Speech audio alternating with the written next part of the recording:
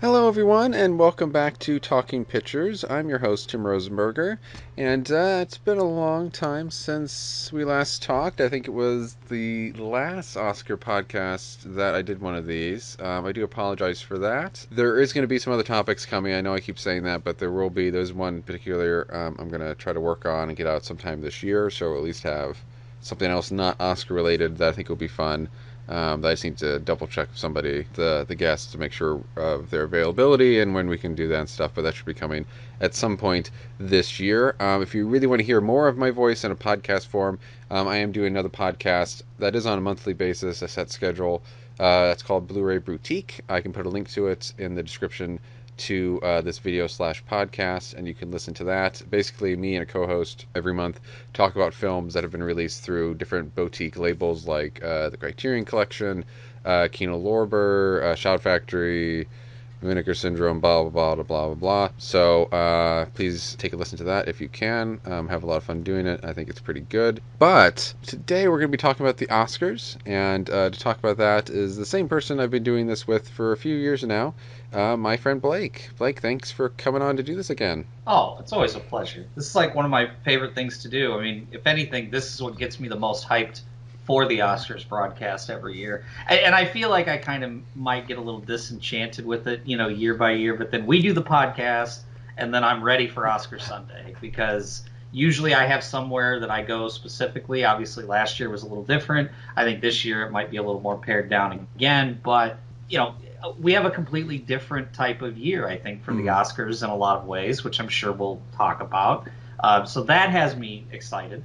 And there's a few nominations that I'm really hyped about, and specifically a couple of the films, a couple of the acting choices, and then there's a few snubs that, every year they get under my skin. So I get to be a little indignant about it. And it's been a while since the last one. It was, I think, I think I just checked. It was about, God, like I think 14 and a half months ago, according to my Skype, that we last did one of these. But it feels a lot longer. I think it feels like a lifetime ago the last time we did one of these, with all the stuff that's Yeah, been going on. I easily.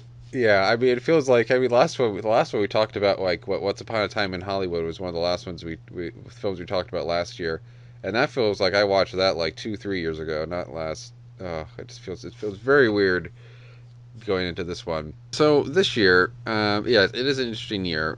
Some things to note about this year. It is the because of COVID. I guess the Academy thought that no movies were being released, so they extended the qualification time to, I forget it, it's sometime in February. It might have been the end of February, but basically extended it into 2021. So this is the first year since the sixth year of the Oscars,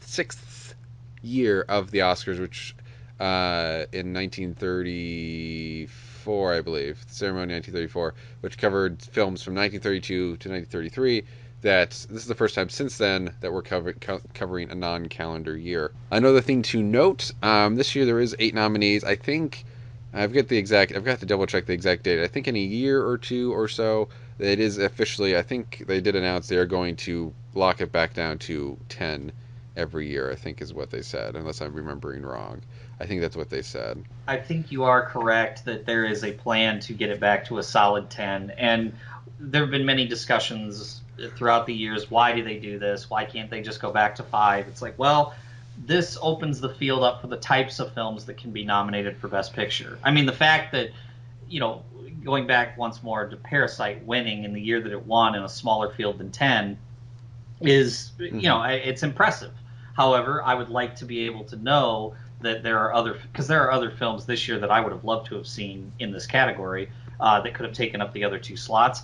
I might even have some opinions that I don't know why a couple of the films in this category are in this Yeah. category. So just throwing that out there, and I'm not trying to be, negative toward these films. I have watched all 8 of them. I have opinions on all 8 of them, of reasons why some are better than others, etc. But I do think that in the future, going back to 10, as much as you and I might groan that we have to watch 10 films in a very tight window, it's not the end of the world. I'll watch them. I love it. It's a big part of my year. However, I do think that they need to lock it in rather than this. What's it going to be this year? Mm-hmm.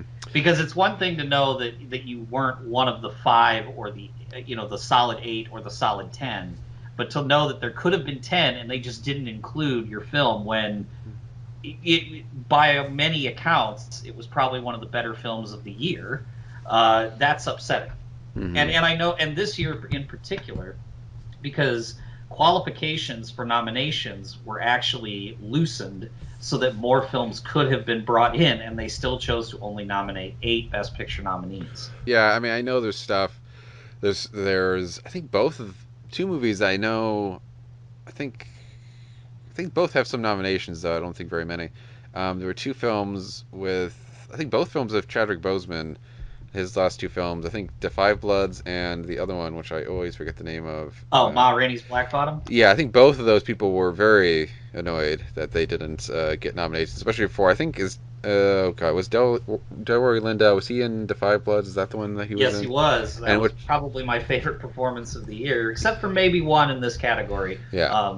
that I was astonished he wasn't nominated. Yeah, I know. I haven't seen that film yet, but I'm very excited to watch him in that because I know people have been raving about that. So, you know, the more things change, the more things stay the same with the Academy Right. disappointing with certain things. And again, they can't nominate everybody. There's always going to be these types of things. But Sure. at least for the best picture category, again, I don't know all of the details of why two other films weren't included in this, but whatever.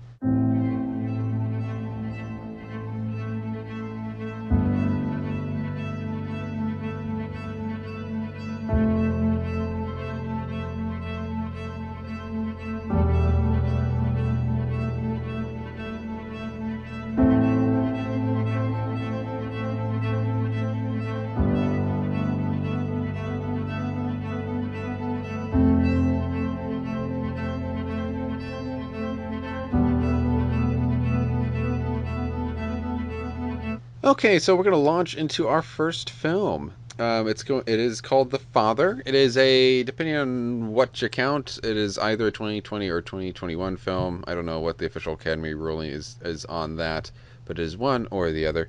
It stars Olivia Colman primarily and Anthony Hopkins.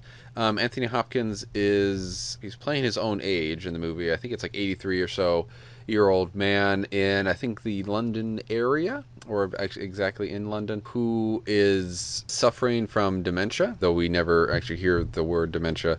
And Olivia Colman is his daughter and is trying to take care of him the best that she can, along with some help from some other people who I will remain vague about for various reasons. One is played by Rufus Sewell, and the other one is played by Imogen Poots. And this is a movie based off of a play, I think a French play, and I think, and the person who wrote the play also directed the film. They did not write the screenplay for the film. Somebody else, Christopher Hampton, wrote the screenplay, and Florina Zeller, I'm probably mispronouncing that, but wrote the play and directed the film.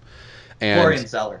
yeah, and wrote. I don't know if it was just the play necessarily, or at least for the film version, had Anthony Hopkins in mind, which is why in the movie, and I think the play too, the character is called Anthony. And I think that Florian Zeller had said if Anthony Hopkins had turned down the movie, then the film would have just been done.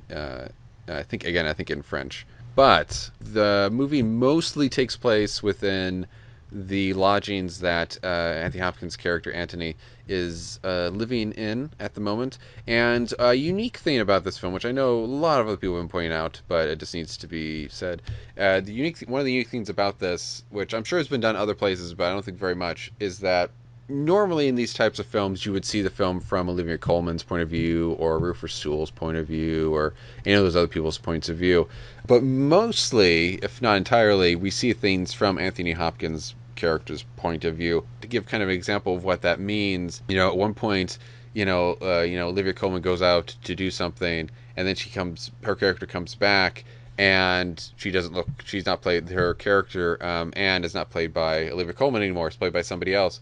And then another character is played by another person, and then played by this other person. And then we seem to be kind of going backwards and forwards in time, and one scene repeats at one point. It kind of goes in a full circle. So we're just as disoriented as Antony in the film is, and we kind of see how confused he is and why he can't quite figure out what's going on. And it's just a really unique and wonderful, if you can say that about dementia, a wonderful way to put this on film. I don't know how this exactly worked in a play form, because a lot of this depends on movie editing, so it'd be interesting to see how this worked on the stage.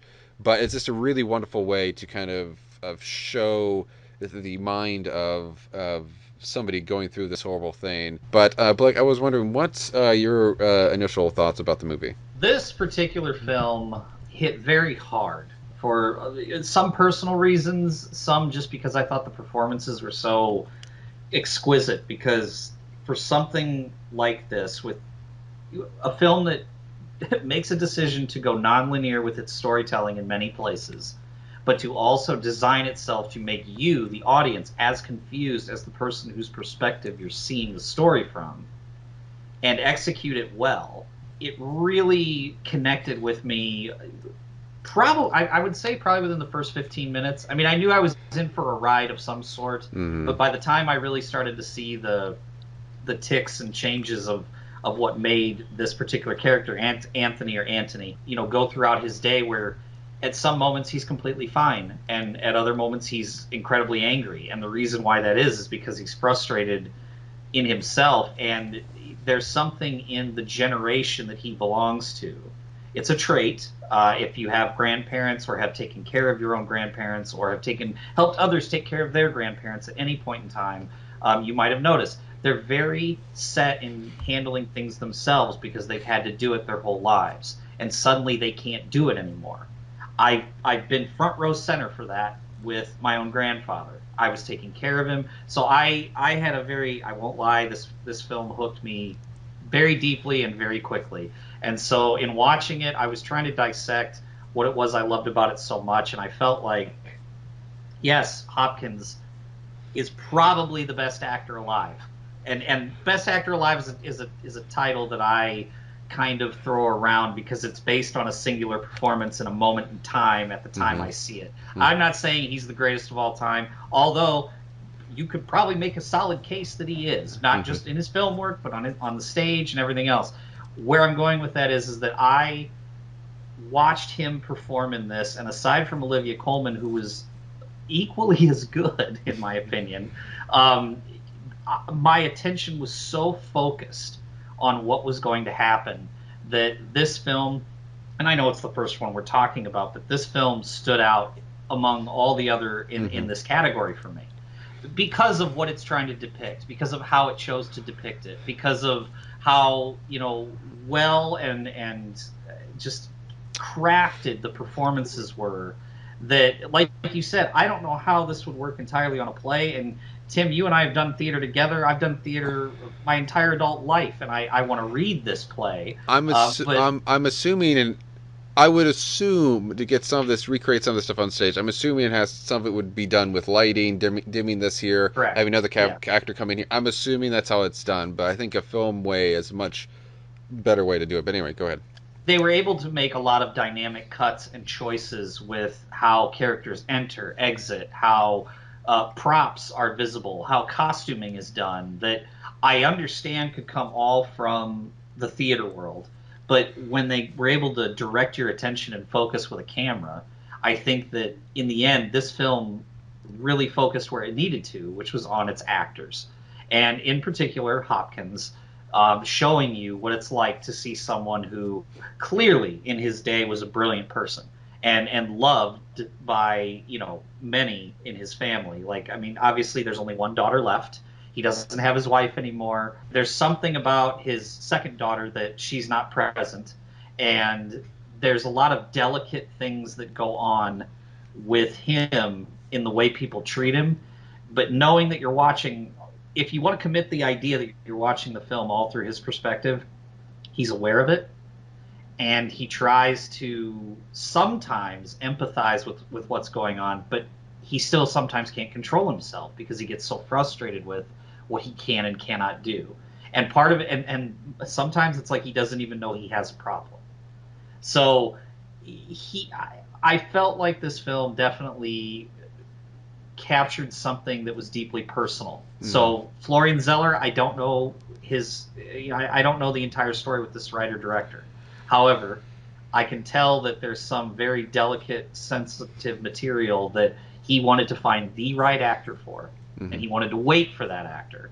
And of course, if Hopkins said, "Look, I can't do this," then fine, he was going to go back and do it in France, and we would probably see this in the best international film category either this year or next year or the year after that.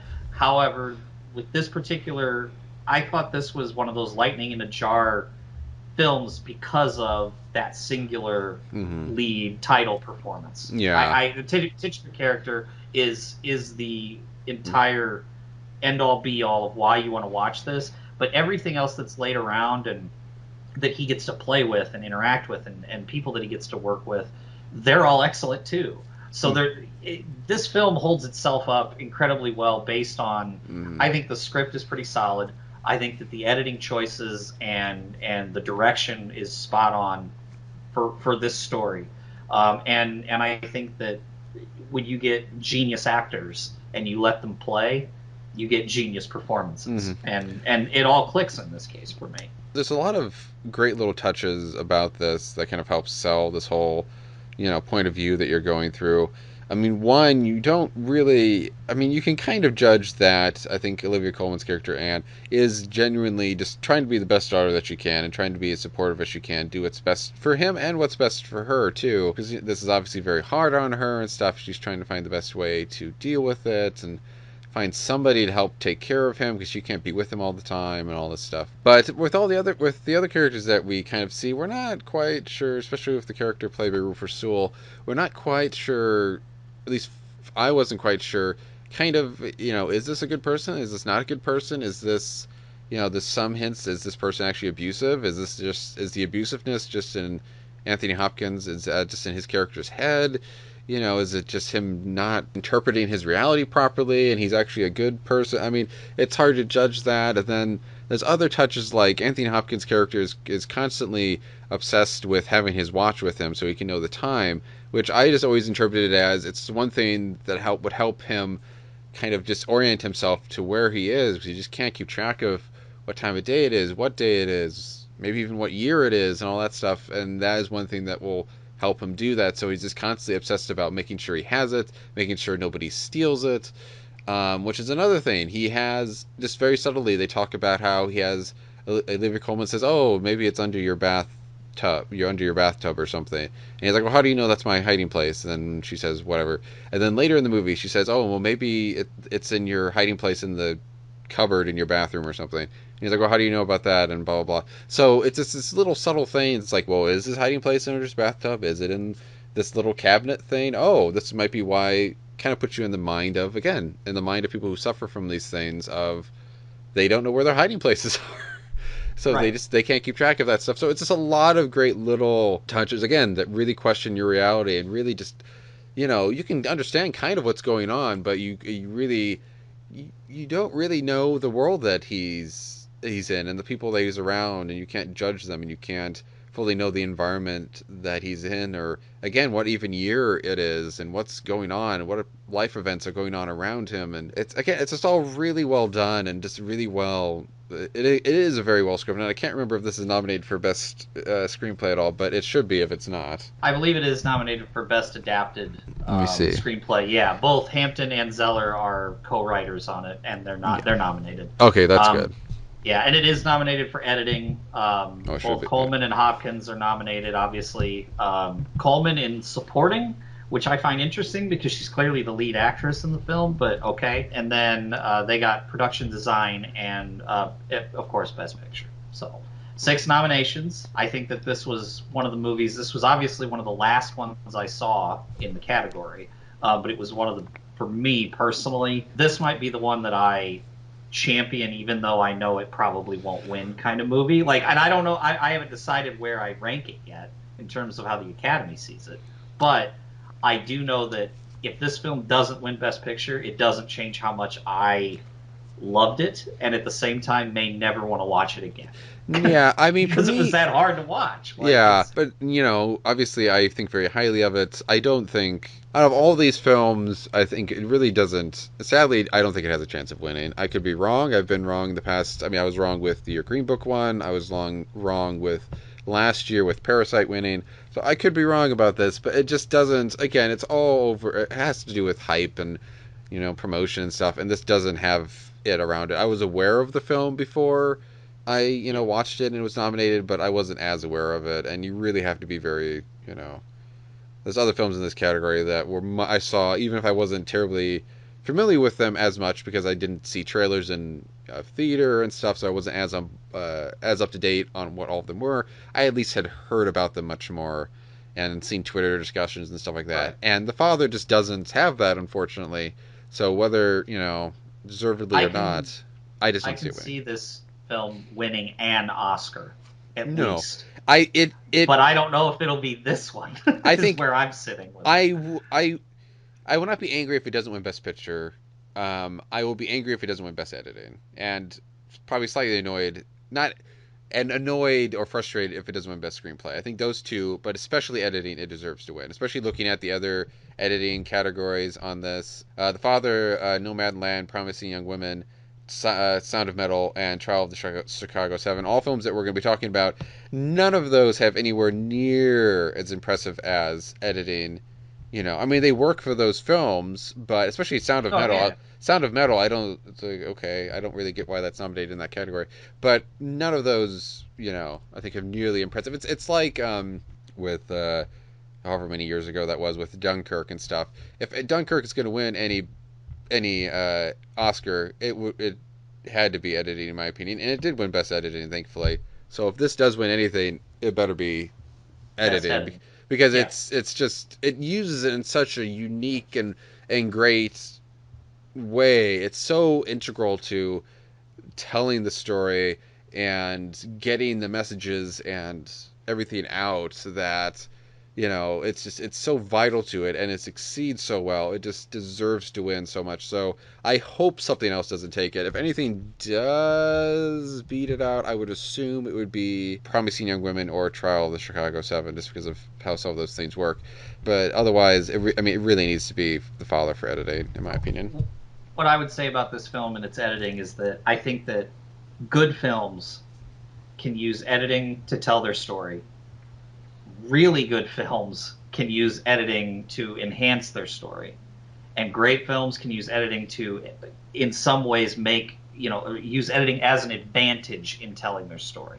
And in this case, not only was this story very difficult to tell because of the subject matter, the perspective, and everything, but the editing was so tightly wound around that central concept that if they would have slipped, in my opinion, Mm-hmm. we wouldn't be having this conversation. Yeah. You know what I mean? Like we wouldn't be thinking about it in terms of editing being one of the biggest positive check marks for the film. But I think that this one used editing as a way to generate an advantage for why this film hits so hard with its audience. And here's the thing.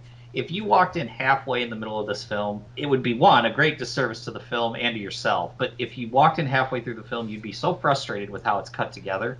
But if you started at the beginning, Yeah, you yeah. see why it is so deliberately and precisely cut to make things Mm-hmm. confusing intentionally for you as an audience member because you're sharing the perspective of someone who is at that point in time confused, angry, frustrated, upset, sad, like all these things. And by and large, of all the films in this category, the ending of this one is one of the better. For me, the ending stood out very profoundly among a few others. There's a couple other films that are like that too, but this one in particular, I mean, if anything, if somebody says here's why he won the Oscar, the final scene of the movie is why he wins the Oscar. That's the Yeah. thing. I mean, there's a couple other great scenes too, but the final scene, there's a whole sequence with the camera just focused on Hopkins that Mm-hmm. you see why he is Yeah. who he is. Yeah, Like, and it's what's great about that scene, which we won't go too much detail about, is that with the line that he says, which I won't ruin. Again, it is aware that at this point, anyway, obviously dementia who knows how he'll be even in a couple more months, let alone a year or more. But at that point in time, by the time the film ends, he's aware, at least at certain points of his day and his week and his month, Right. he's aware that what he's going through. He is aware that he is quickly, just for lack of a better word, losing his mind essentially. And that line, just again to know that he's aware of what's going on, and again, even at the very end, it's clear he knows what's going on, and he is very upset, as you would be, and just very scared, and just doesn't know what to do because there's nothing he can do, and Right. it's just going away. And I think that is, I think, the best part for me of that scene, as opposed to, I mean, some of the other stuff is very emotional, and again, I can't go into too much detail about it, but that I think is the best part of that scene for me, and what kind of helps sells the kind of tragedy of that character, and again, all the countless people that have to suffer through this, year in year out. I agree.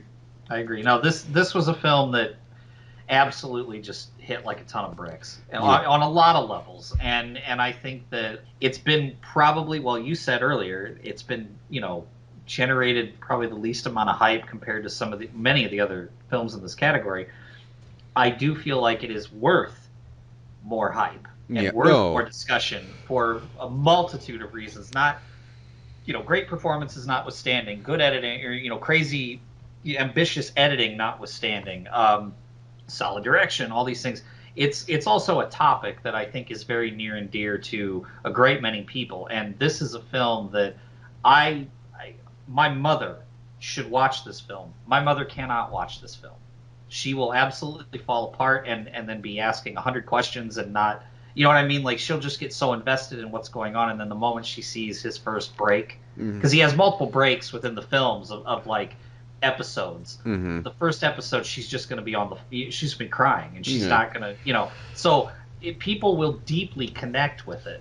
Now, obviously, my mom might watch the film, but where I'm going with this is like, there are certain films that I'm like, oh, mom needs to see this, because my mom took care of her parents Mm-hmm. until they left us, and so I feel like there are a multitude of people who need to see this film that haven't, that a theatrical run and the buzz that gets generated because of Mm-hmm. it didn't get to happen. I feel like that's an injustice to this particular film.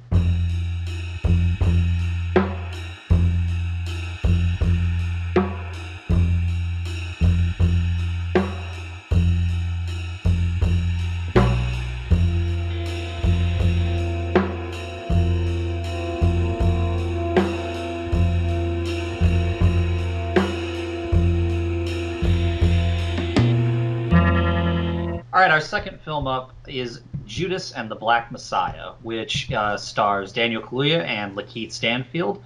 And it chronicles the story of Bill O'Neill, who was a young African American man who was basically enlisted by the FBI as an informant to spy on Fred Hampton, who was chairman of the Black Panther Party in Chicago, essentially befriending him and then helping to pave the road towards what would inevitably be the assassination of Fred Hampton in his apartment. This is a film that, if you know any of the history of the events that occurred, you know that this is going to have a violent end.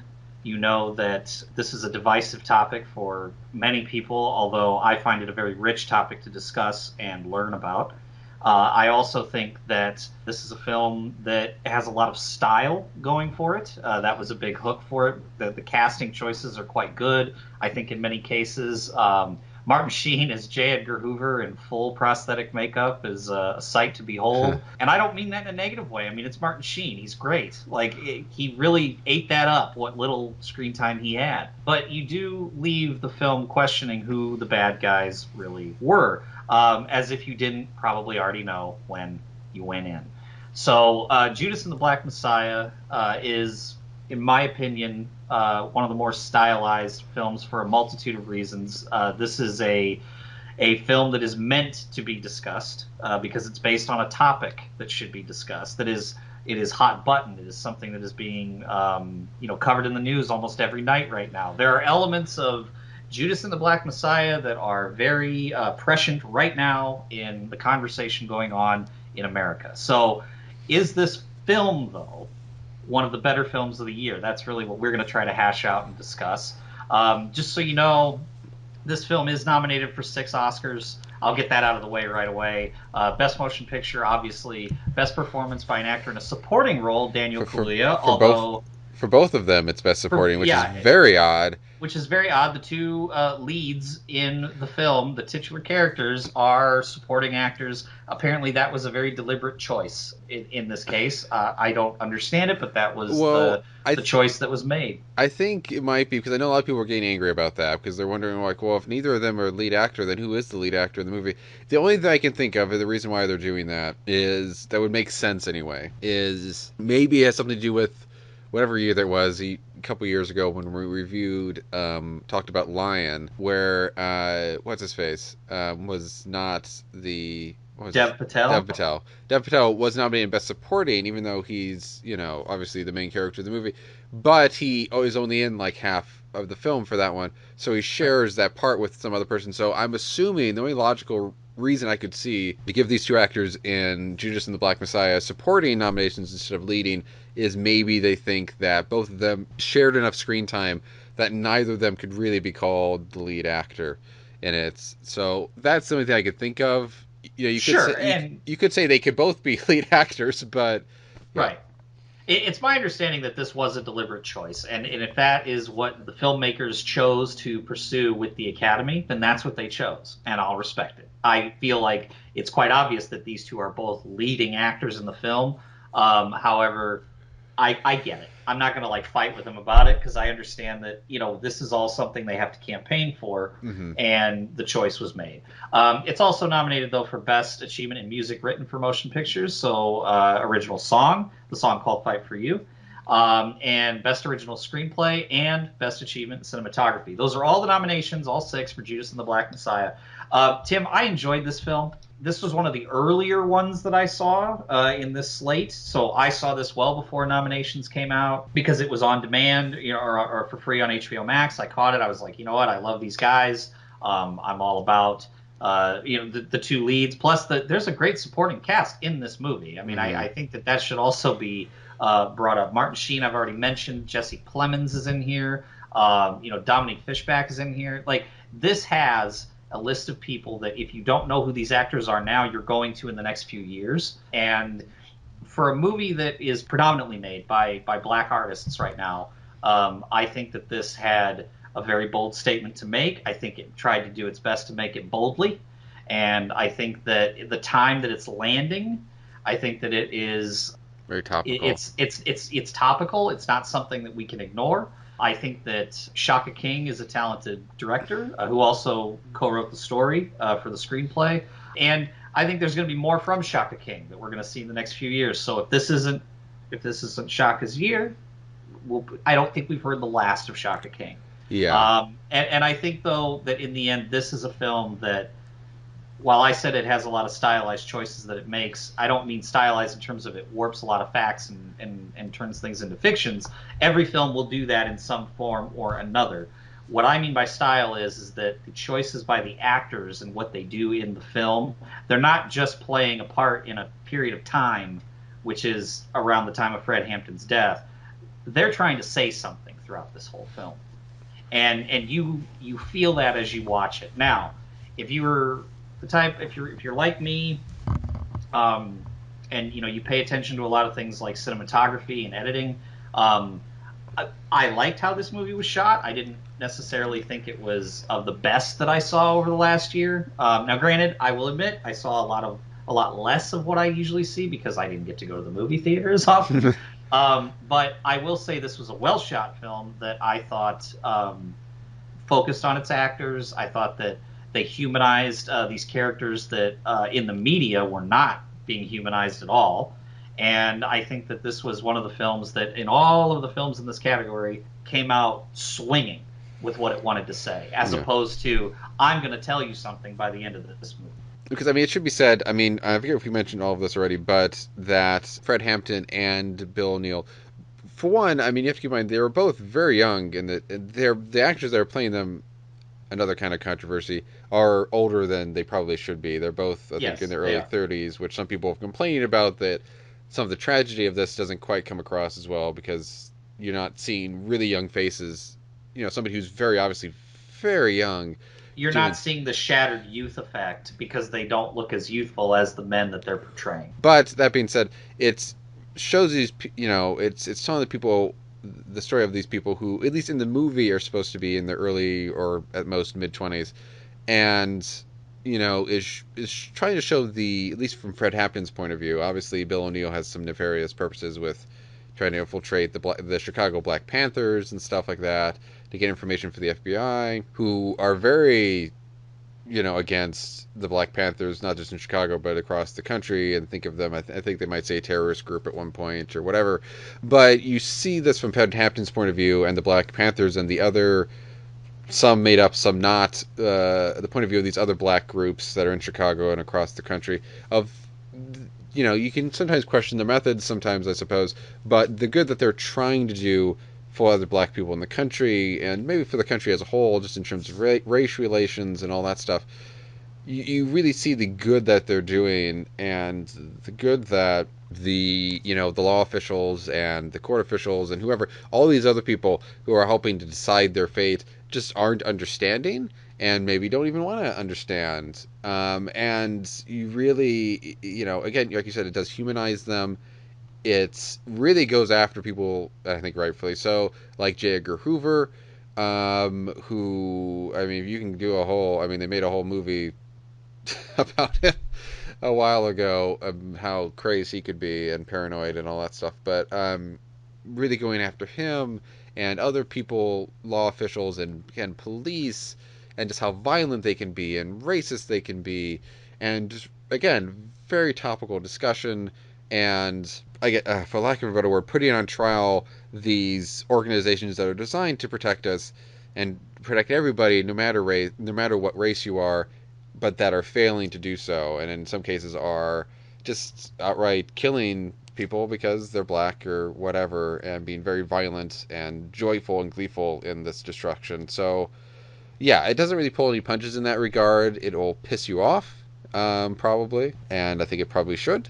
This one is one that would have done much better with a large theatrical release and a lot Mm-hmm. of conversation. More talk shows, more talk radio, more podcasts, more everything. Because among this field of nominees, this is the film that came out swinging with something incredibly important to say, and I think that it made its point known within the first 5 to 10 minutes, and you were kind of hooked because if you know any ounce of the history of what went on here, you know where the end game is for the story, but it's going to be a question of how do we get there, and you probably will find out that they were trying to show you what Fred Hampton was really about, and Mm-hmm. that's where Daniel Kaluuya comes in just and swings for the fences, and in my opinion, hits a home run.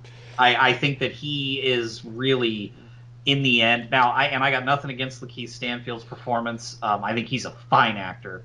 I think that Kaluuya, though, however, is really if they don't have him, if that, let me say this, if they don't have that performance, they don't have this movie. Mm-hmm. That's kind of what makes or breaks the whole thing for me. Mm-hmm. And whereas the rest of the film I enjoy, I got no issue with it. It's just that particular singular performance is what does it for me. Yeah, I mean, the film as a whole, I will say, despite my positives, I mean, the most best positives I could say about it is the kind of things it's saying about police and our government agencies and stuff like that. I think that is very well done. It's something that should be called out. But I will say, beyond that, I didn't love the movie. I thought it was fine. I didn't think it was great. I thought, I don't know exactly what wasn't working with me for the rest of the film. I don't know if it was a pacing issue, if it was just that for me it wasn't maybe hitting on enough new points or hitting on old points in enough of a new perspective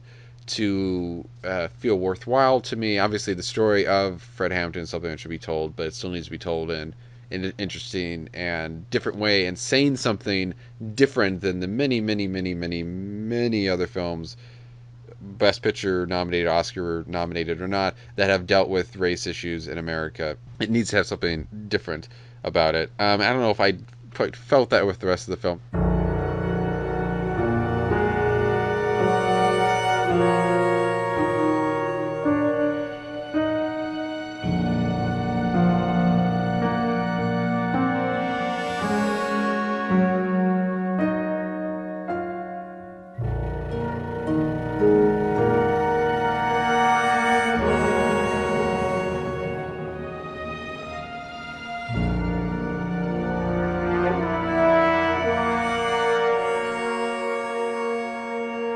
Okay, so our next film we're going to talk about is Mank. It is a film directed by David Fincher, written by his late father, Jack Fincher. It is something that David Fincher has been trying to get made for a long time. I read he was going to try to make it after The Game, which was 1990, whatever, I think. So he's been trying to make it for a long time. I think other projects just kept getting in the way, and I think funding was a problem for some of it and stuff like that. So things kept getting in the way, and he couldn't make it, and he had to change. I know he originally had a different cast and stuff like that, and things have changed and all that stuff. But Mank, it follows Herman Mankiewicz, who was a writer in kind of the golden age of Hollywood in the 30s and 40s and all that stuff, and who's played by Gary Oldman in this film. And Herman Mankiewicz, his best known film was that he wrote for co-wrote in this case, and we'll get into the co-wrote part, I'm sure, later in this discussion. But he co-wrote Citizen Kane with obviously Orson Welles, who directed it, produced it, starred in it, blah, blah, blah, blah. And this kind of details the time where he is off in a retreat, one, recovering from a car accident that he was in, and also trying to write the first draft of Citizen Kane, while also dealing with his injuries, dealing with his alcoholism, and talking with person who I actually didn't check to see if this is a real person or not, but in the movie it's called Rita Alexander, who's played by Lily Collins, who was helping him, kind of assisting and kind of almost secretarially. She's like, I think, his stenographer partially. And while they're doing this, Herman Mankiewicz, who's also known as Mank, is detailing different parts of his past in a very Citizen Kane-esque fashion, where you're jumping around time a little bit, going back to the 30s, about 10 years prior, and then kind of going up to where we are in the quote-unquote present in about 1940 or so, and Citizen Kane having come out in 1941. But in these flashbacks, you see people like Marion Davies, who's played by Amanda Seyfried. You see people like David O. Selznick, Irving Thalberg, Louis B. Mayer, and just a whole, in the present, you also do see Orson Welles, who's played, I think, rather well by Tom Burke. Kind of tells the story of Mankiewicz's, how he deals with Hollywood and deals with the studios, deals with other stars, deals with William Randolph Hearst. Citizen Kane was a thinly veiled biography on him, Marion Davies being Hearst's mistress for many, many years, and being a silent film star and comedian in her own right. So it deals with Manx, kind of how he deals with Hollywood, how he deals with how Hollywood manipulates the world around it with stuff like politics and elections, and shows his character, what he's for, what he's not for, and all that stuff, and how hard it is to live with him, his wife who has to deal with his alcoholism, his brother who's also a writer, Joe Mankiewicz, who has to deal with his alcoholism. And this movie, it's a Netflix movie. It is a film that has gotten a lot of I mean, some has gotten some positive stuff, but has gotten a lot of negative flack from the film internet that I frequent anyway. Some for good reasons, I think. Partially maybe because of the era that it's trying to portray. Partially it's in black and white and trying to homage films of the 40s. And its sound design, which I don't know much about, so I can't comment on. And also its picture and its the way it's shot and all that stuff. But yeah, a very film that's getting a lot of negative feedback for the most part. But before we get into more of my thoughts on that, I take it, Blake, you were not terribly maybe happy about this film. I wanted to be more excited about this Mm-hmm. film. I really did. I'm a huge David Fincher fan. He's made some excellent films that I really enjoy, Zodiac in particular. I think that this was Netflix giving Fincher a platform to make his passion project, because he's made so many things for them over the last few years. And obviously, this particular project very near and dear to his heart. His late father wrote it. He always wanted to produce it with him. Sadly, he didn't get to because his dad passed away in 2003, I believe. I think that in the end, the film that we got comes off like it's a gimmick film in a lot of ways, and I think that's why a lot of people don't like parts of it. I will say, I'll give you a few things I really do like about it. All right, there are some things I genuinely did love. I loved Charles Dance as William Randolph Hearst. Assume I know nothing about William Randolph Hearst other than he's supposed to be the allegorical character that Citizen Kane is based off of. And he was a quote-unquote bad guy. Now, Charles Dance, I just got to look at him and know that he wants to be menacing, and I believe him. He's that good at being this type of character. So it was excellent casting. He also has a slight look of William Randolph Hearst if you go look at photos. And Tom Burke is a fine actor. I'm a fan of Tom Burke. I look forward to more Tom Burke. I wish one thing is that I know this film was about Mank, but I think we needed or should have been treated to more Mank and Wells. Because for me, the most interesting character to appear in this entire film is Orson Welles, and I that's just based on what I know about this era of classic Hollywood, what I know about the people involved in this. Although I don't want to undercut Arliss Howard as Louis B. Mayer. I mean, I thought he was fantastic. It's just in the end, the whole film, I didn't think I would be as disinterested in a story about this period of time and about this particular instance in classic Hollywood than I was. I just genuinely was. I just didn't care like I thought I would. Well, I think it's a few things. Well, I mean, one, yes, I agree with you. This era, I mean, I love films. Well, Hollywood, and especially films nominated for Best Picture or Oscars, can get this wrong a lot, and they do over nominate. I think films like this. Movies about Hollywood, I do love seeing. Movies about filmmaking, I love seeing. Movies about this particular time period, I love seeing. So yes, I would want to go into this loving it. I think Herman Mankiewicz is a great subject for a biography film or a film that's detailing just a specific part of his life or whatever. I think he's an interesting enough person for that. I think how he wrote, or Citizen Kane could make an interesting film. I think the issue with it is that because it's very, again, it is kind of doing a Citizen Kane-esque thing with flashbacks and going back and forth and stuff, and you're learning things about Mankiewicz as you're going. Part of the problem is I think it's not terribly interesting, and as some people have said, it's maybe a little bit boring. For the reason that I think in Citizen Kane, you're learning about the title character Charles Foster Kane. You're learning about him and learning more about him and his past as you're going. And at the beginning, you don't really know much about him, and you're learning these very interesting things about this complex guy as you're going. One, Mankiewicz is not portrayed in this film anyway as being as terribly complex, and he's kind of a cliched character, this kind of grizzled, alcoholic rough guy who's kind of a heart of gold deep down in him and stuff.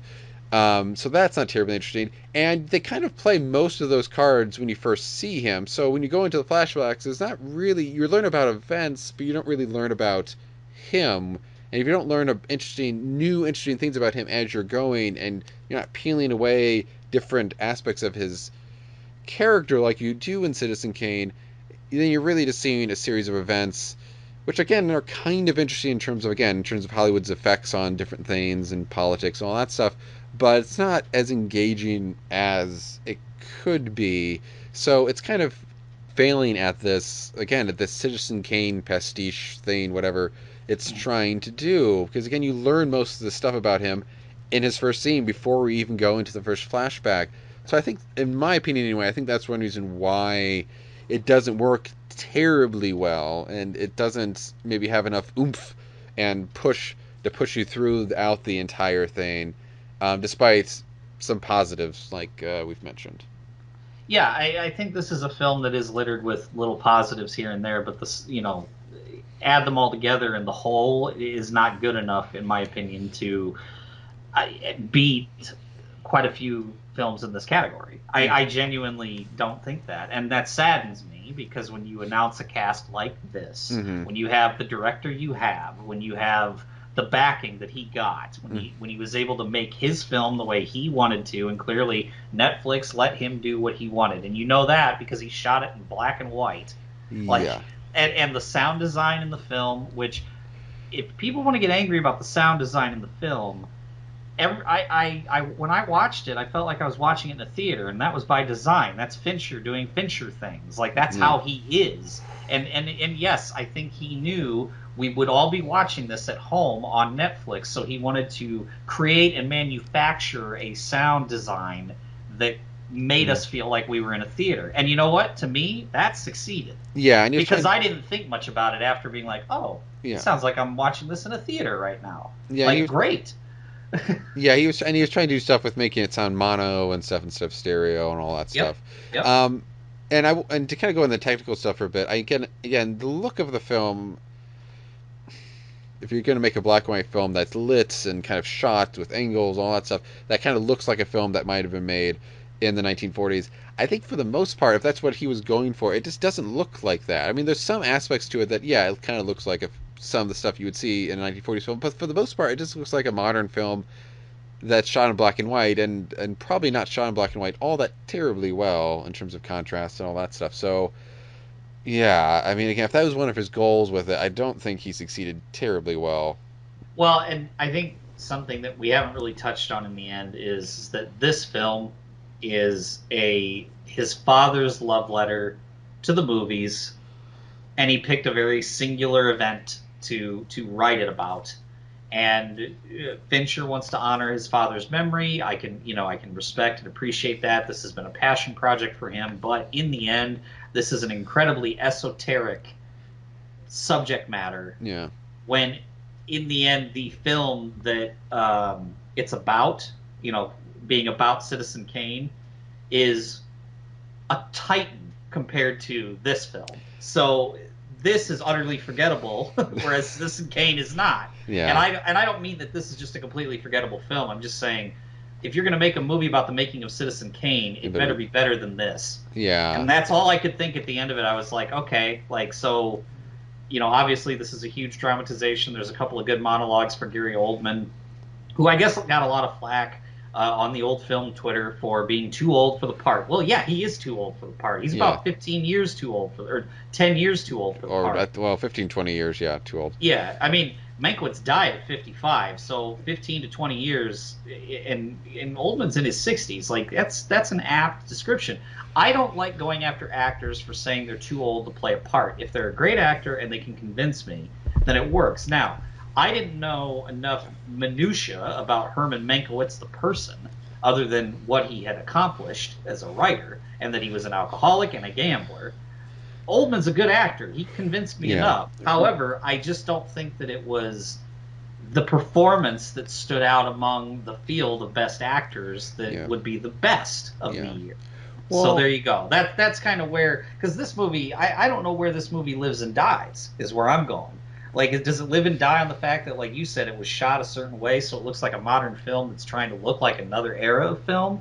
Oh, maybe. That's actually a really good point. I didn't even think about that. Does it live and die on the shoulders of Gary Oldman, who, by the way, does his best and mm, doesn't give a bad performance, but no, just doesn't fit the mold of what you think this particular role looks like? Because in my opinion, Gary Oldman does look a bit old to be a guy who wants to, in his self-destructive behavior, which everyone around him knows he's incredibly prone to embracing, wants to trailblaze and do something to piss off every person that he's ever met and owes his entire career to in the name of being right.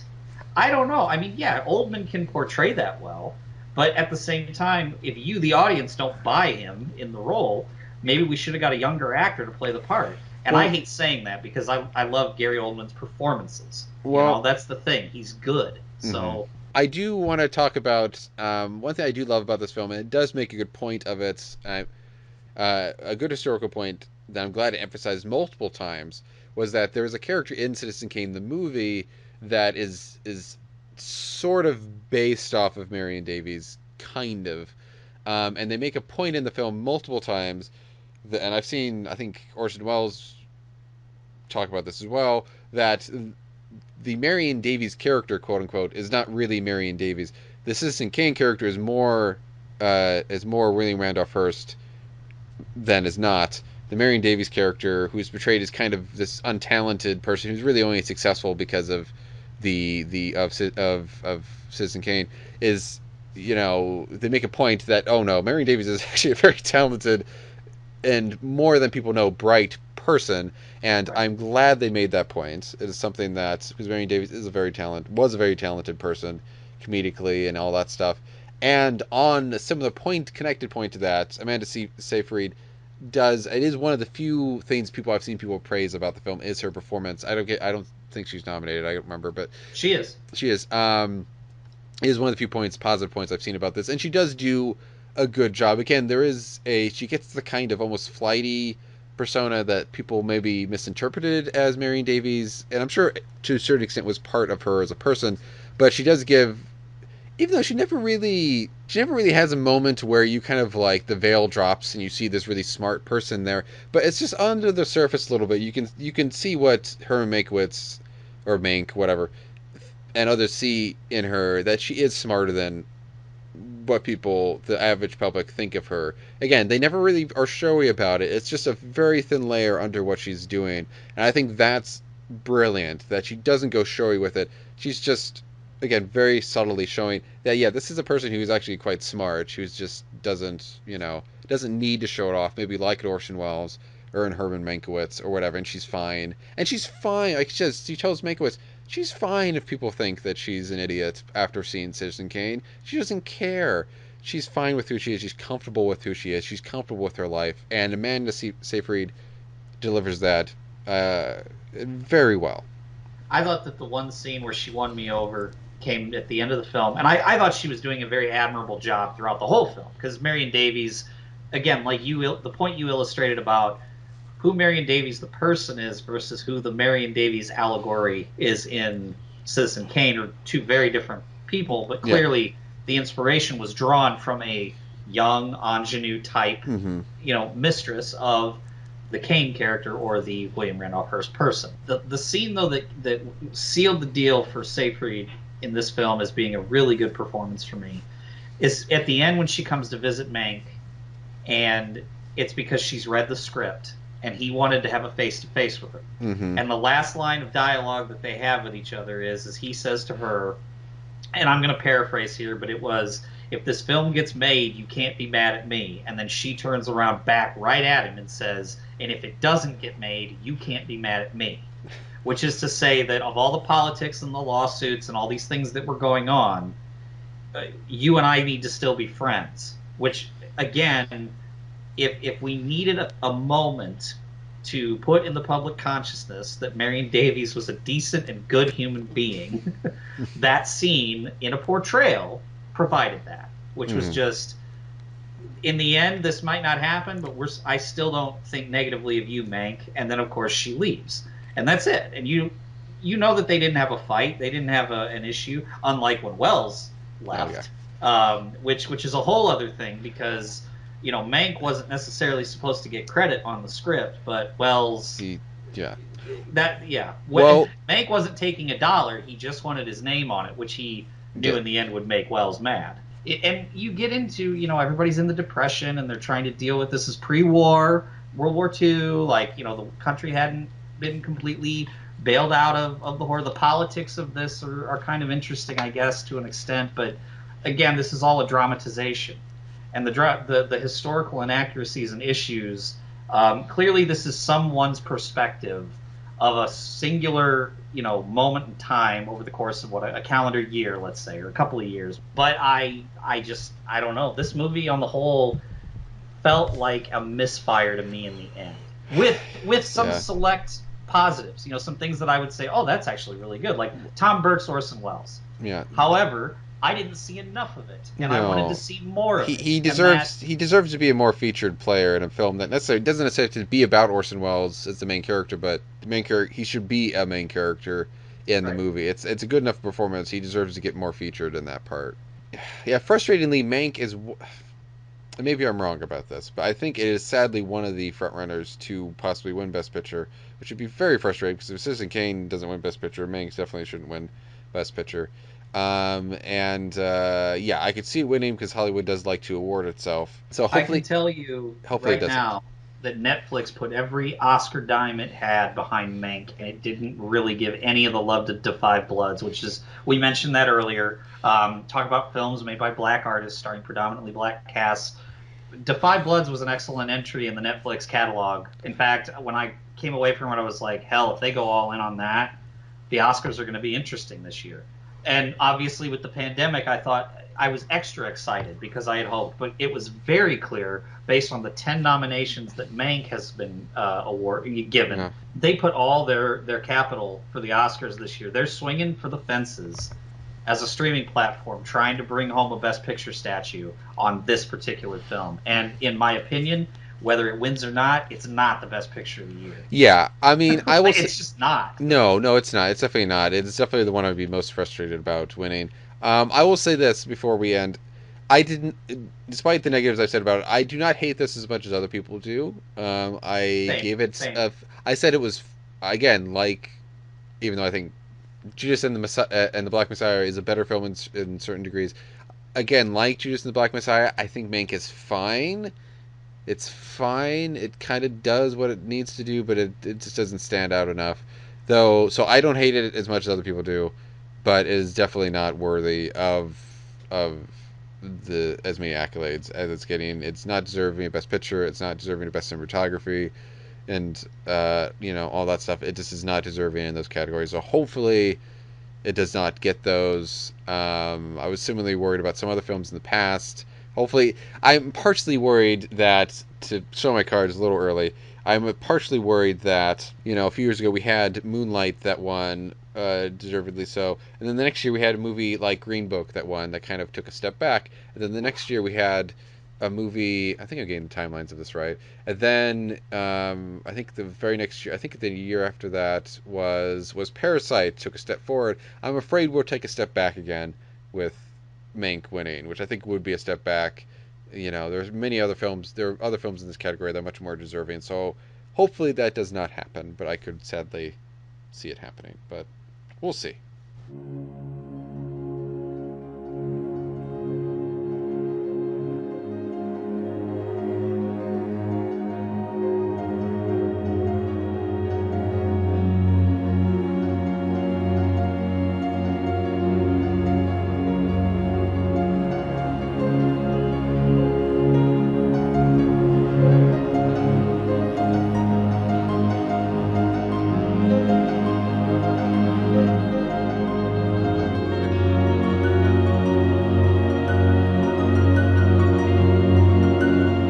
Okay, the fourth film in the 8 Best Picture nominees this year is Minari, which I believe was originally supposed to be released. It's a 2020 film. It just got a major release here in February in 2021 across a lot of the advanced. You pay $20 on the streaming platforms, you can watch the movie setup. So it was more like the advanced screening at home situation. This film is nominated for 6 Oscars. Best Motion Picture, obviously. Best Performance by an Actor in a Leading Role for Stephen Yeun. Best Achievement in Directing for Lee Isaac Chung. Best Performance by an Actress in a Supporting Role from, I'm going to try my best to pronounce her name correctly. It is Ya Jung Yoon. And Best Original Screenplay, Lee Isaac Chung. So this is a writer-director's film. And then, of course, the last award would be Best Achievement in Music Written for Motion Pictures, the original score category for Emile Mosseri. Now, Minari is about a family, a Korean family. So these are parents are immigrants. They came from Korea. The children were born here in the States, from what I can tell. They are a bilingual family. They're originally based out of California. They have moved to Arkansas, and it's set in the 1980s so that they can start a farm growing only Korean produce so that they can provide and have it as a great business opportunity to grow and prosper. Their attempt at the American dream, but they're keeping it very traditional Korean style. Mm-hmm. I found this film to be as charming and heartwarming as it was at times heartbreaking and frustrating. and I don't mean that in a negative way. I mean like the frustrations that the characters go through. I felt that the acting in this was superb, and especially because it was a bilingual film. It comes and goes in Korean. The Well, children well, go back and forth. most of it actually is in Korean, which might surprise some people. There is English in it, but a lot of it, I don't Yes. know what the percentage of it is, but the majority of it is in Korean. Correct. And so, for American audiences, I think it's important to know that this was an American produced film. Stephen Yeun and Brad Pitt are the two executive producers on it. And but it is written and directed by, I believe he's Korean American. Stephen Yeun is Korean American, and the woman who plays the grandmother, who's nominated for Best Supporting Actress, Ya Jung Yoon, she is a Korean actress who apparently has been enjoying quarantine a great deal because she doesn't have to do much. I I was saw just that. reading a really funny quote from her the other day about that. Yeah. But she has kind of taken the Best Supporting Actress category by storm, and I really do enjoy her Yeah, performance, and honestly. we should say, just because I think we forgot to mention, she plays the grandmother Yes. of the kids in this movie, the boy and the girl. The boy almost being almost the main character who you're seeing a lot of the stuff from.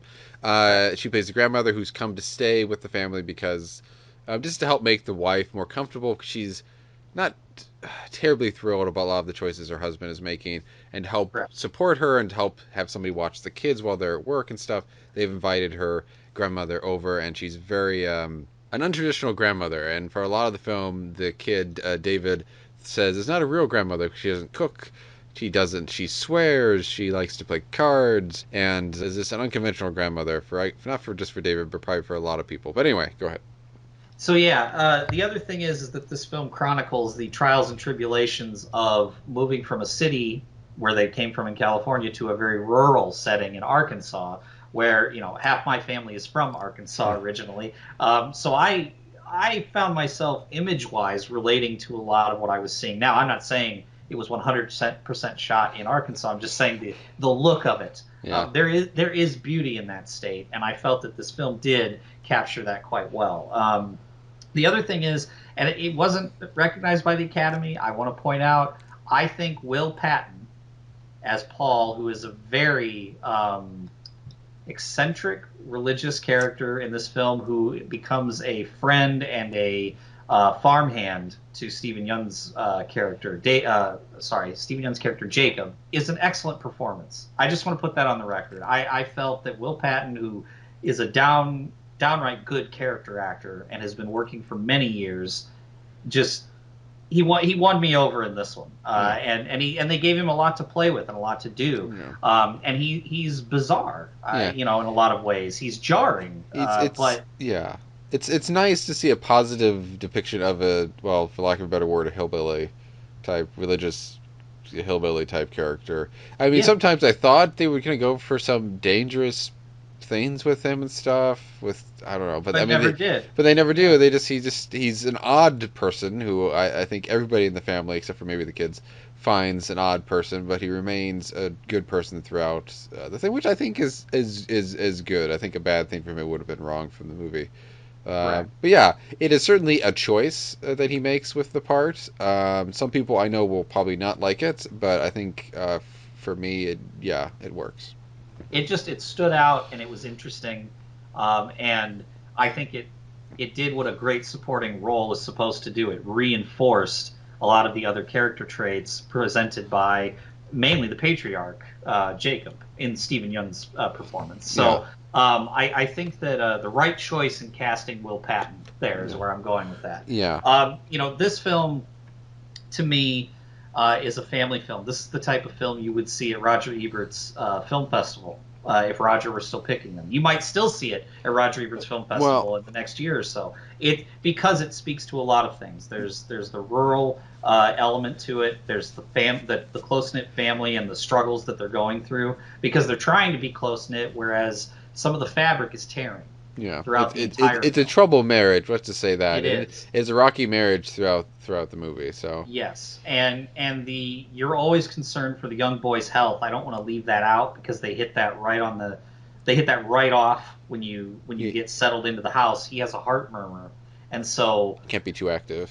he can't be too active. The thought was that California was, and it doesn't really come up in the discussions in the film, but the fresh air of Arkansas might have been good for him.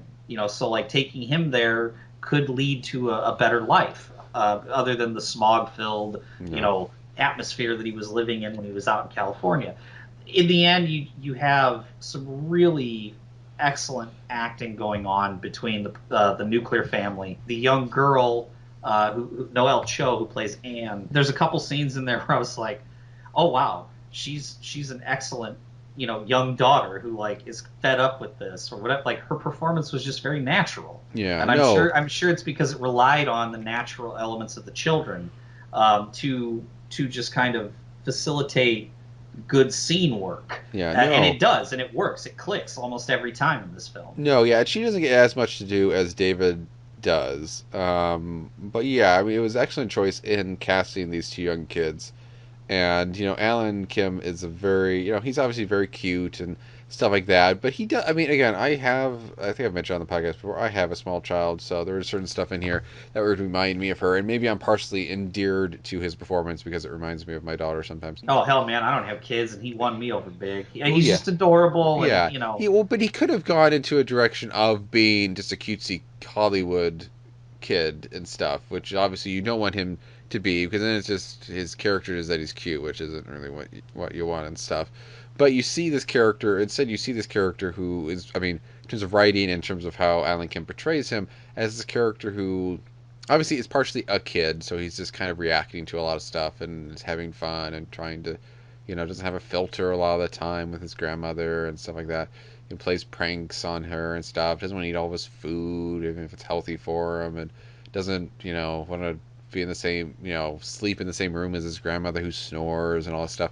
But you also have this kid who I think on this other level, you have this little kid who, his parents are understandably concerned about him getting too active because they don't want his heart to fail and all this stuff. But at the same time, he wants to do more and he wants to be more active and stuff like that. And the grandmother sees that in his character. So there are layers to his performance that thankfully go beyond just cute little kid who, you go awe at. what I found very interesting was the very subtle way, and it's all in his performance, and it's why he's nominated, I think, this year. It's one of the big reasons, anyway.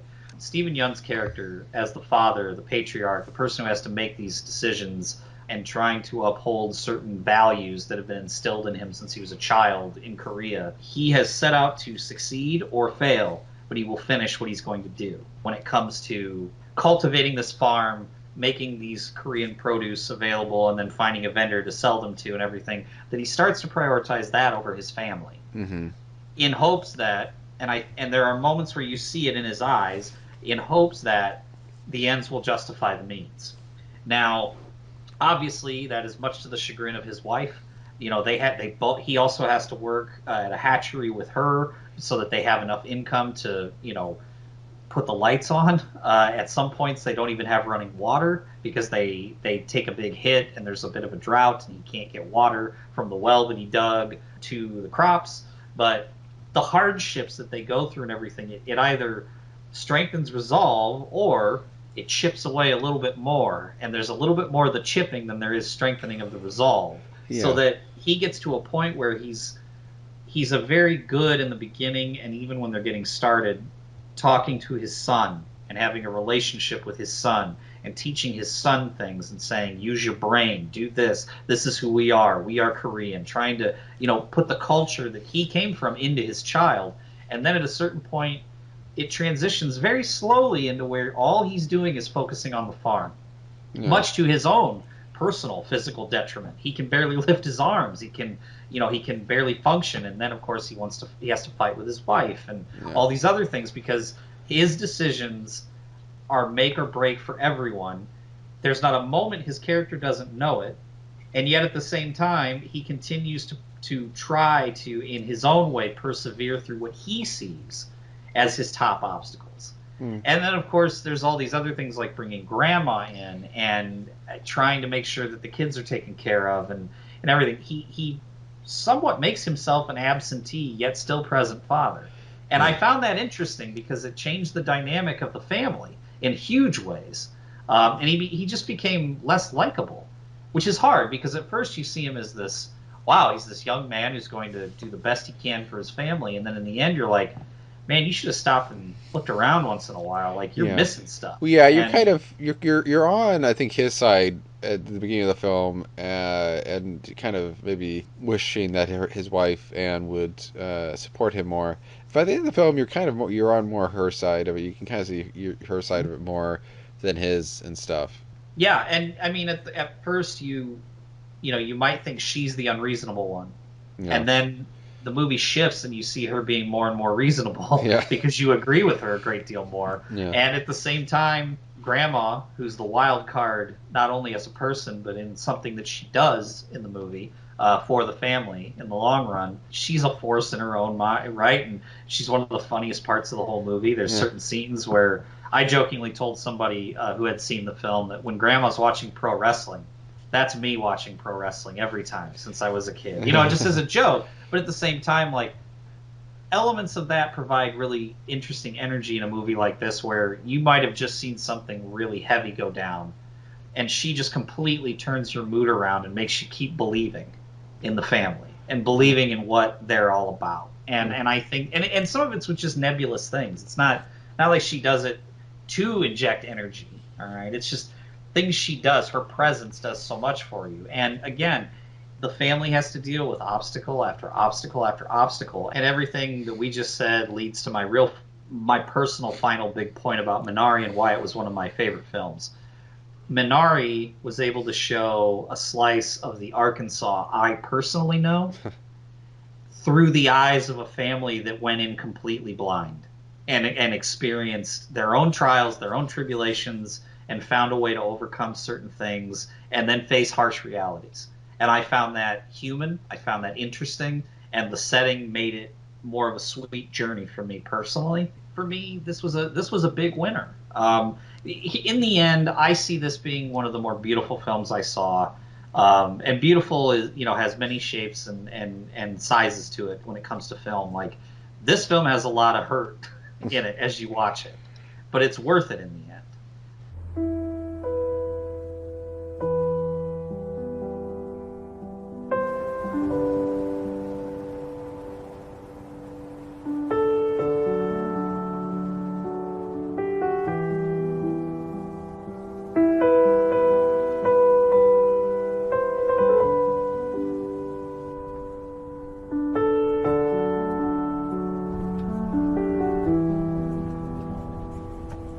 Okay, the next film we have up is Nomadland. Is a film. It should be noted is by a Chinese director. It is the first time. Well, it might be the first time that we've had Asian American directors nominated at all for Best Director, but it is certainly the first time that we've had two nominated the same year because we have her, and then we have the director for Minaria, which we just talked about. But anyway, Chloe Zhao, and I'm sorry for mispronouncing that, wrote the screenplay for this. It is based off a book by Jessica Bruder, and it follows a character played by Frances McDormand, who is named Fern in the movie, who and it explores kind of American nomad culture, which is basically Fern does not have. She kind of basically lives out of this van that she has, that she's kind of customized to be kind of this mini little house, and she travels kind of different places in America after her town was just kind of suddenly shut down because the town that she lived in with her late husband was based around this factory that shut down. Once the factory shut down, pretty much the whole town shut down in a matter of months. So after that, Frances McDormand went on the road with her van and going from job to job, from places like Amazon and then restaurants and then this park and then blah blah blah blah, and it's just moving from place to place, making money where she can to survive, having fun where she can, meeting new people where she can. She meets with other nomads in this kind of deserty area to learn better how to be a nomad. The real life nomads in the movie who are playing fictionalized versions of themselves. So it deals with her life over the course of a year or a little bit over a year of her living like this, and she meets people along the way. Again, other nomads. One of the few other actual actors in this movie is David Strathern.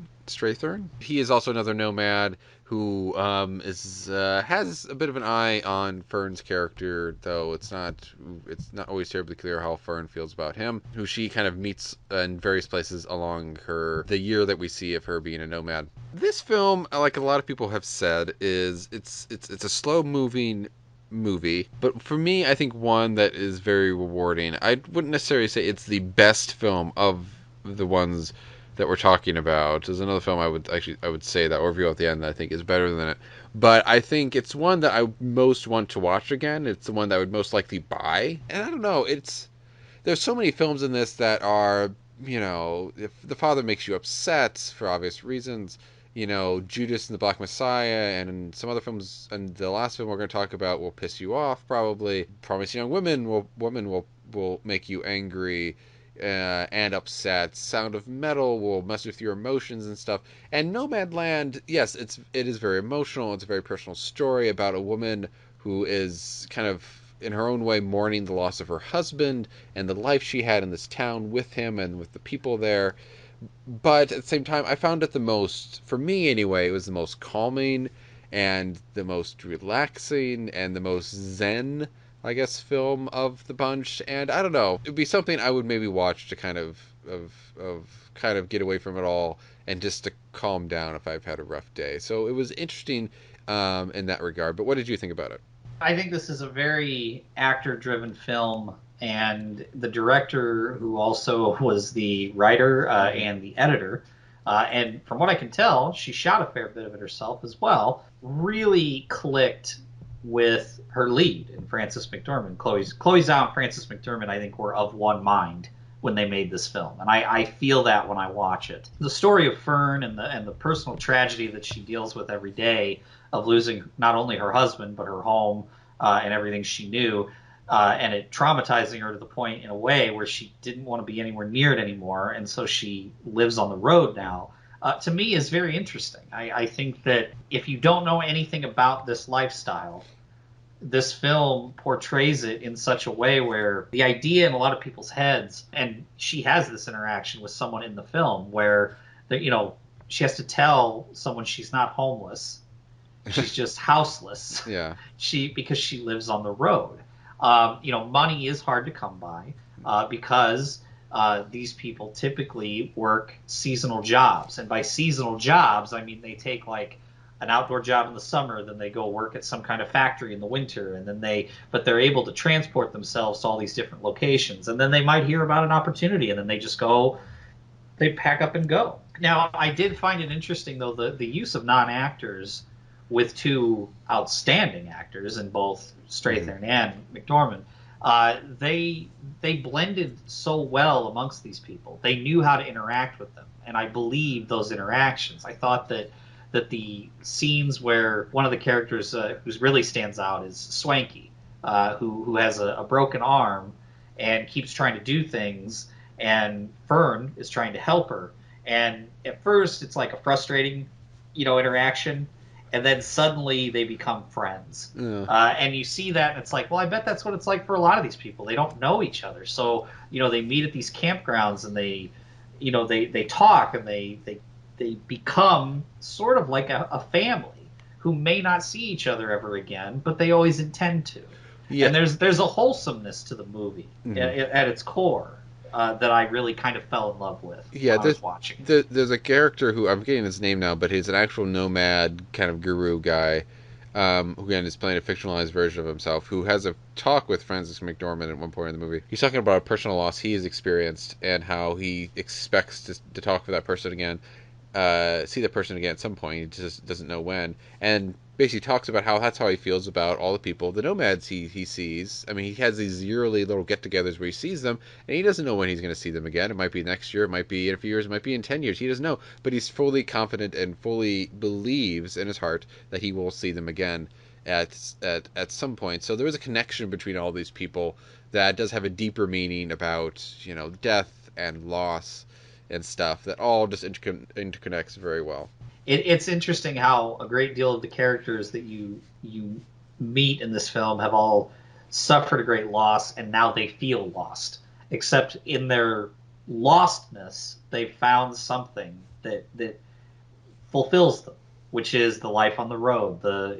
These are all people that like to work, so they go and they work. They don't care what the job is necessarily. They just take it and they work it. And at the same time, they look forward to the next thing. Life never gets stale for them. They're always moving. They're always doing something, and that makes each character like a painting that's ever evolving, which is, I think, the intention, in producing the film, of showing that this is a segment of society that is not lost. This is a segment of society that has found a version of itself that is fulfilling and interesting and just different. And at the same time, there's not a single true, in my opinion, antagonist in the film, No, no, no.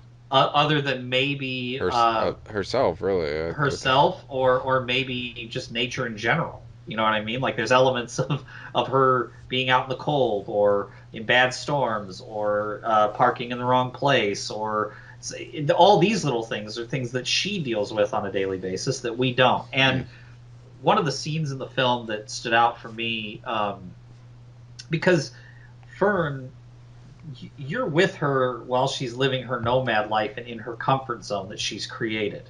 That's kind of the big thing, is that each one of these people has crafted some form of a comfort zone, and at the same time trying to rattle that, she gets very defensive. She gets very defensive with her brother-in-law when she visits her sister to borrow some money because her van breaks down, and she gets a little volcanic in talking about her lifestyle, what she does, and how to them it's not normal. But then her sister does come to her defense, and it sort of reconciles with her before giving her the money, and she goes away. I mean, she explains, like, I understand why you do this. I understand that this is your life, and I'm not going to force you to change it, but I'm offering you, an opportunity to do it. And she's like, no, I can't do it. She still helps her, and off she goes. And I found that endearing. I found that interesting, that it's not like she's a crazy person who is off on her own doing her own thing. Like, she's very aware of her decisions, and she's very determined to live this life and feel free. Yeah, I mean, I will say that I don't think. I would say these nomads that you see, and I'm sure in real life too, they very much, I think, are in the moment. They're living for now and stuff, and trying not to think about too much about the past, even though the past is very much influencing what they're doing, because a lot of them, like you said, have experienced loss. One person talks about a husband that came down with something. I forget what it was, if it was cancer or tumor or something. But basically, died right before he was going to get to retire and go off on his own adventures. And she talks about how a boat that was in his driveway that he never got to use and stuff. And she was determined, because he said, make sure when we're done with all this and I pass away, make sure you go and live and don't wait like I did. And she does that. So all these people are looking for their adventure and just trying at this point in their lives, and I think basically all of them are middle-aged or elderly, to really live their life at this point. And but in terms of Fern, she's doing that, but is still very broken, and I think is very lonely, and I don't think always makes the best decisions for herself. I think there are ways she could be happier, and without maybe giving up her nomad life. And she is pushing people away, and I think, I don't know, in a way she does have adventures, and she's living her life and is living in the moment to a certain extent, but living in the past more than these other people are, and can't let go of the past as much of that, and is letting it kind of rule her life in a negative way, like where the other people, they've found a way to heal, and she hasn't. I think arguably, maybe even not by the end of the movie, has really fully healed from from this loss that she's occurring. She's just kind of running away to an extent from her problems. What I saw at the end of the film was, and this is all in McDormand's performance, she's nominated for Best Actress on top of being a producer, and I believe she's the first woman to be nominated for producing and acting in the same film. One thing that I really focused on was, she is the type of person who would not feel claustrophobic living in a van. She would feel claustrophobic living in a house, or living in a society that renders judgment on her every 2 seconds. Her being out in that van and going and doing, and the van is as much a character in the film as anybody else to an extent. Her living that life is freedom, Mm-hmm. and that makes her feel fulfilled, and in a way happy, and she's willing to deal with every one of the struggles that come along with it.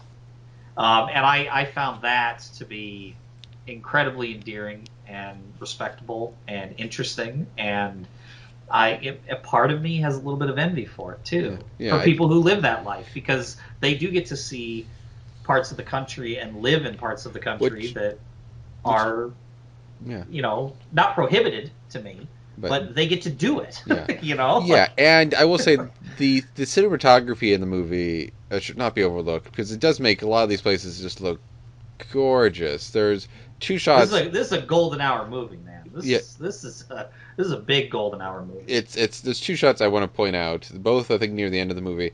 One, there's a shot up like a hill or kind of a mountainous area or something where you don't see her. You just kind of see the point of view, I guess, of the van where you're kind of going up a hill, and I think it's like a sunset. So you're just going. You see there's like a ocean or big body of water that's kind of down this rocky, cliffy area, but you're seeing part of that, and you're seeing the sunset as you're going up, and it's absolutely gorgeous. And there's clouds there, and it looks great.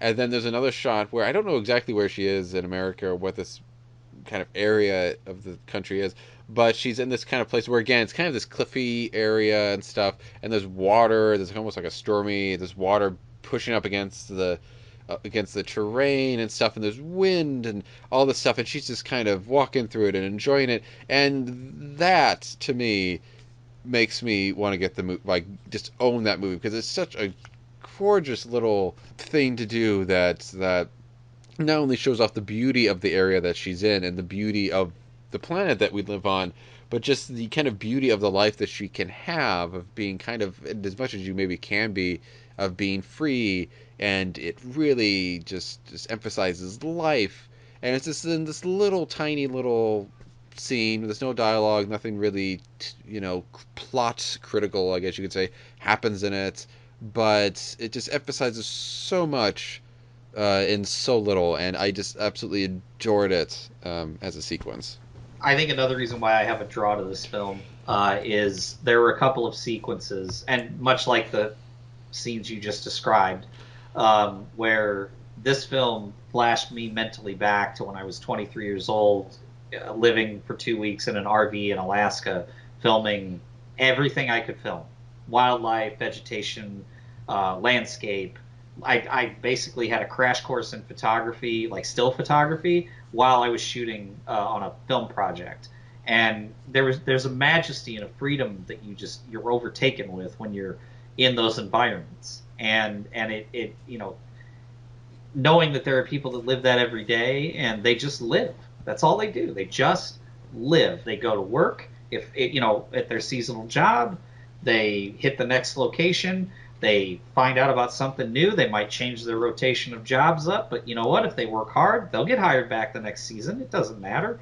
That's To me that's like, what, aside from like actual worries like flat tires and repairs and things like that, you build your own equilibrium and then you get to live in it, and you're fulfilled and you're happy, or you're healing. In the case of many of the characters you meet in this film, I think that there's something to envy in that, in Mm-hmm. all of that, and the beauty that the film does showcase from time to time when it's not giving you these excellent performances and quite a few. I wouldn't call them extreme close-ups because a lot of the film is shot actually with wide lenses. Um, it's a beautiful film in that regard. Yeah, It's a film you can't just watch. You really have to hone in on what's happening yeah, and appreciate what these characters are going through. Because if you don't, like if you just kind of throw it on and watch it, this movie is not gonna click with you. It just yeah. won't. I was busy thinking about boys, boys, boys. I was busy dreaming about boys, boys, boys. And up next is film number 6, which is Promising Young Woman, directed and written by Emerald Fennell, starring Carey Mulligan, Bo Burnham, Alison Brie. You've got Adam Brody. Trying to think who else. Clancy Brown, Yep. Jennifer There's Coolidge. Laverne Cox. This is a stacked cast, especially when it comes to recognizable faces. And then there's going to be faces you recognize, but you might not know their name, and you're going to want to look them up probably after the movie's over. This is a very stylish, biting film. This was one of the most talked about movies after the festival circuit last year, right before everything completely shut down, which delayed the release of this to basically it was Christmas Day.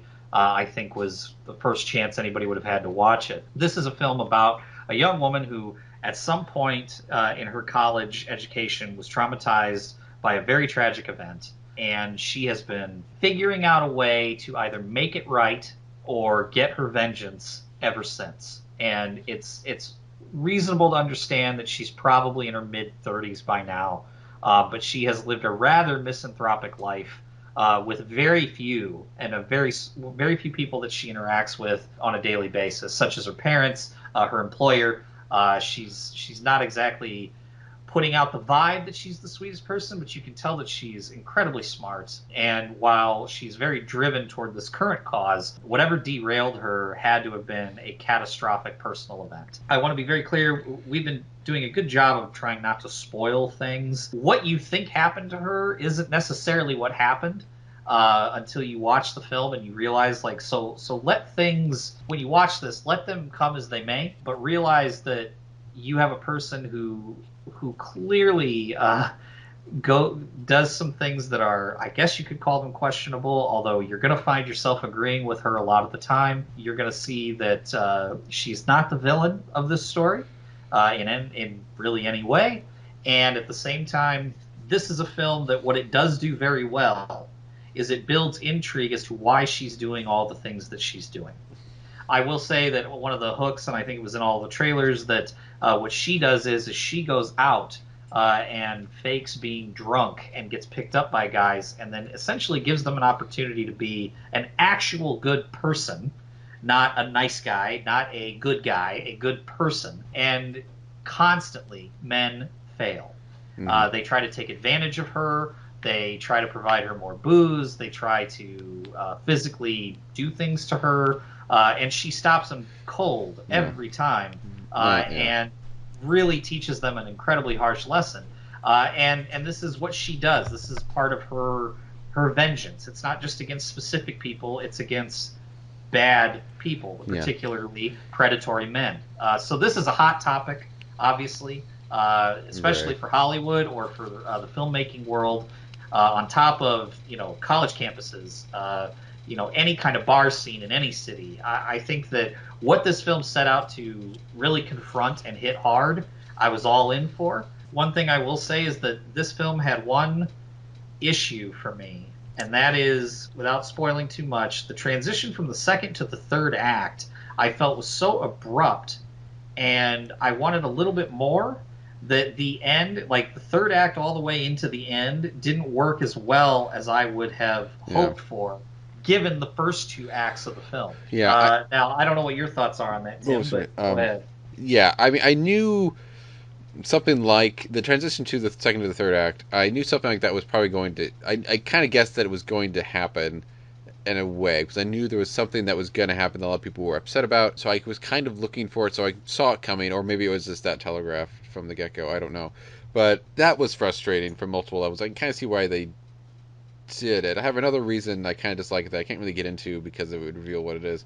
But yeah, I mean, I wasn't terribly thrilled by that and stuff. But yeah, it does kind of feel like I can see what you mean. It does kind of feel like they need to find a way to get her to get in to start pursuing what will lead into the final act and to the end of the movie. But they kind of are stuck with that, so they have to kind of put this little element in there, which I can't get why they would put it in there.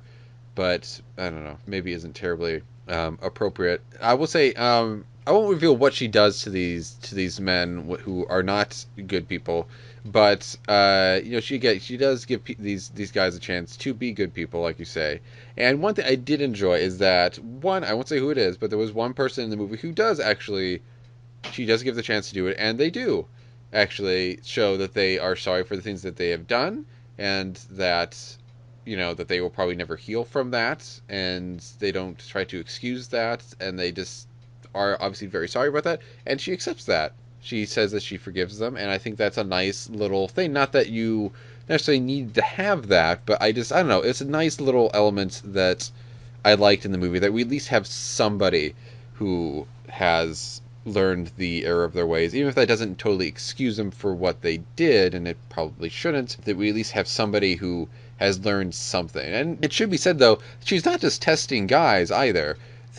She's testing Alison Brie. There's a character who played by an actress who I know, but I cannot remember who she is, but who plays the dean or whatever of the college that she went to. She tests her out and stuff to see, if they are better than the bad people and the bad choices that they were when she was going to college. So she's not just testing guys out too. She's showing that, and I think it's one of the good things about the movie, is showing that women and guys can both be complicit with the horrible things that guys are doing, whether it be in college or when they're adults, where they are, to be quite frank, where they are sexually assaulting people, where they're raping people, and they're getting away with it in certain cases. Those are nice elements to have in the movie. What I thought this film did exceptionally well was it took a woman who we don't have to know about her disempowerment, the thing that shattered her world, but we do get to meet her at a point where she is laser focused,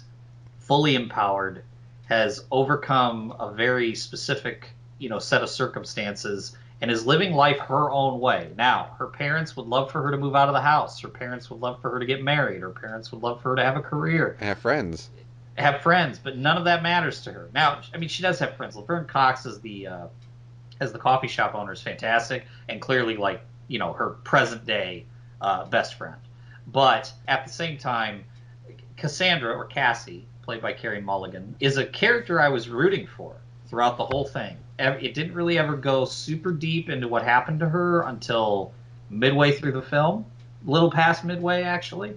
When she confronts the dean is when you really get all the cards laid out. Mm-hmm. And at that point, it builds from there. So the structure of the film works very well. It's just, I think, that third act transition, there's a falter, and it disrupts the impact of everything that happens after that. Now, that doesn't mean the scenes aren't good. It just means that I don't think the ending clicks well. I think that the big penultimate sequence of scenes, I guess, because there's a couple scenes that come together, and they're like a penultimate mixture of trying to hit home the final the climax of the film. I think those are good individual scenes. I just don't think the payoff is as good as it could have been. Yeah. And I don't think I'm alone in that. I feel like that's been the consensus, actually. This is a film that apparently they're going to start showing on college campuses, which I would say is a good idea. Because, again, if films are here to provoke some form of discussion, this is the type of film that's going to provoke discussion. Yeah. And so I see this film not necessarily winning Best Picture, but I do see this film being one of the easier films to slip into a conversation and then have an hour-long discussion about. Yeah, I think the director, she, again, in terms of, milestones and stuff, this is the first time we've had, I think, two, again, there's very few, up until this year, there were, I think, 3 Oscar nominations of directors that were women, 2 of which were the same person, Catherine Bigelow and Sofia Coppola. And so we have 2 more women to add to this, and it's the first time that we've had 2 women nominated the same year for Best Director. But anyway, Mank was a movie that was very heavily disliked and hated by a lot of people. This film, I think this film is the most divisive out of all of them, in that there are people that love it and there are people that really hate it. And I can see why for different reasons. And I'm kind of mixed about it. I don't really know. I think this, for me, was the hardest to watch just because it is more of a topical thing than something like The Father. But in terms of things to dislike about the movie, there are certain Hollywood elements about the ending that I think are wrong. I think I would have preferred showing, because part of this is that of Carey Mulligan's thing is that she kind of wants revenge or justice or whatever you want to call it for this terrible thing that's happened in her past. And I think I think it would have been braver in the film, if maybe slightly more frustrating for viewers, to show that despite her best efforts, there still isn't justice brought to this thing that has happened, And this cycle, which we see in the news all the time, of these people who do these horrible, men or women, who do these horrible things, and then they don't really get punished for it. They get these really light, nothing sentences or whatever, and the cycle just keeps continuing. Some people get caught and get punished for it, like Bill Cosby. Harvey Weinstein seems to be going down that road, but a lot of people don't really, get much or any punishment for it, and they get away with it, to kind of show that in the movie where this is still happening. And these people that have done this wrong are still getting away with it. Yes, would have been frustrating as a viewer, but I think would have hit home and hit the message is home more of this is still happening, and we still need to work on fixing it, and justice is still not being served even post Me Too and all that stuff, or so I think that would have been a braver choice, and again more frustrating, but I think better for the messages and the world and the state that the movie is trying to portray. Yeah, I agree. I was trying to think of like, what do I add to that? But I think you made a very good point, and I believe that this is the kind of film that if young men watch this film, they might do a mental inventory of their actions after they see it, and a lot of them are going to be fine.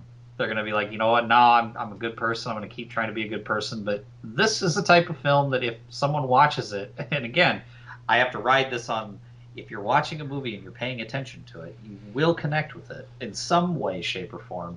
This is a movie with a lot to say that, unlike earlier I talked about how Judas and the Black Messiah was a film that had a lot to say and it came out swinging almost immediately. This is a film that kind of wanted to build you into a world and then drop bits of information on you and then see how you react to it with a lot to say. And again, third act and ending, my quibbles notwithstanding, I think that this is a movie that is a very good conversation piece, an important conversation piece. I think that there is great purpose in this, and I think that this is one of the movies I would definitely recommend people watch. I know I already have recommended people watch it. However, in the case of the context of the Academy Awards, I don't know, outside of Carey Mulligan, and maybe Emerald Fennell, because this is an original screenplay, if this is going to take any statues home. Mm-hmm. I don't see it winning Best Picture. No, I don't see it. If this won Best Picture, I would see it as like an out of left field, like, oh, okay, I don't agree, but okay, response. But that doesn't mean I don't like the film. No, I mean, sadly, this is a bit cynical, but I think it's partially true. I think if this had come out during the year or two that was particularly Me Too focused of the Oscars, it would do better. I mean, again, that's a very cynical way of looking at it. It's a cynical way of putting it, but it's not necessarily out of bounds to suggest that the Academy would be more predisposed to awarding a film about the subject matter that the industry has been trying to, play cleanup with, and say, yeah, we're listening. We want these stories. Come and tell, come be a part of this, and let's, acknowledge it. Yeah, and again, I would say as a film, there are flaws with it, and again, I think putting a little Hollywood bow on it, again, is a mistake with it. And sometimes, yes, you want to be hopeful and stuff like that, but I think sometimes the better choice is to leave you without hope and to let you know we still have a lot of work to do and things are still pretty grim. So, yeah, I mean, ignoring, Me Too stuff and where it's falling and when it's coming out and how reaction would be, I do think there are flaws with it. It is not the best one of this bunch. Again, like you said, it brings up a lot of good points, and I think it should be seen, whether you end up liking it or hating it. Again, a lot of people are going either way with it. I think you should at least check it out. It is, not always...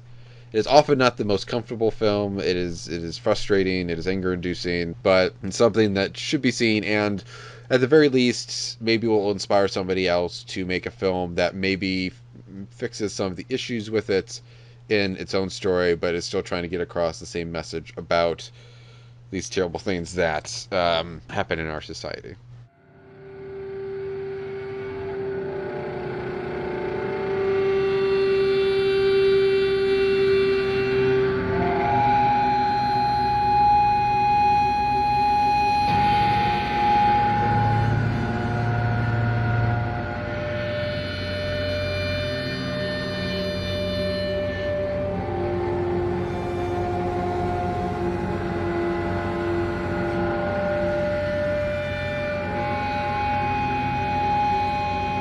Okay, so for our next film, we're going to be talking about Sound of Metal. It's about a couple of musicians, one named Ruben, who is a drummer, played by Riz Ahmed, and another who is a singer, whose name is Lou, and played by Olivia Cook. Ruben, very early on in the story, starts having trouble with his hearing. His hearing basically drops out for the most part, and after going to some doctors, he's figured out that he's lost, oh god, I think like 80 or so percent of his hearing.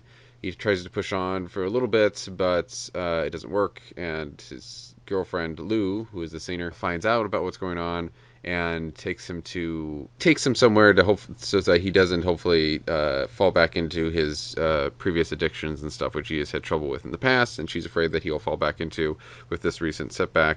So he takes him to one of these places, but it's specifically geared towards people who are deaf. And while there, he meets the kind of head honcho of the place, whose name is Joe, played by Paul Raci, and he struggles with being deaf and the community and the changes in his life, and learning how to do sign language, and is determined, though, to raise enough money somehow to get these implants that will help him hear on his own, and so he can reconnect with his girlfriend Lou, who, while he is at this place, has flown back to Belgium, I believe, with her family, and is still trying to do music and make ends meet there. So this movie is getting a lot of praises for Riz Ahmed's performance. I think rightly so. I don't know tons about him as an actor. I can't, without looking at his IMDb real quick, I wouldn't be able to tell you if I've seen one of his things. I can't recall off the top of my head if I have,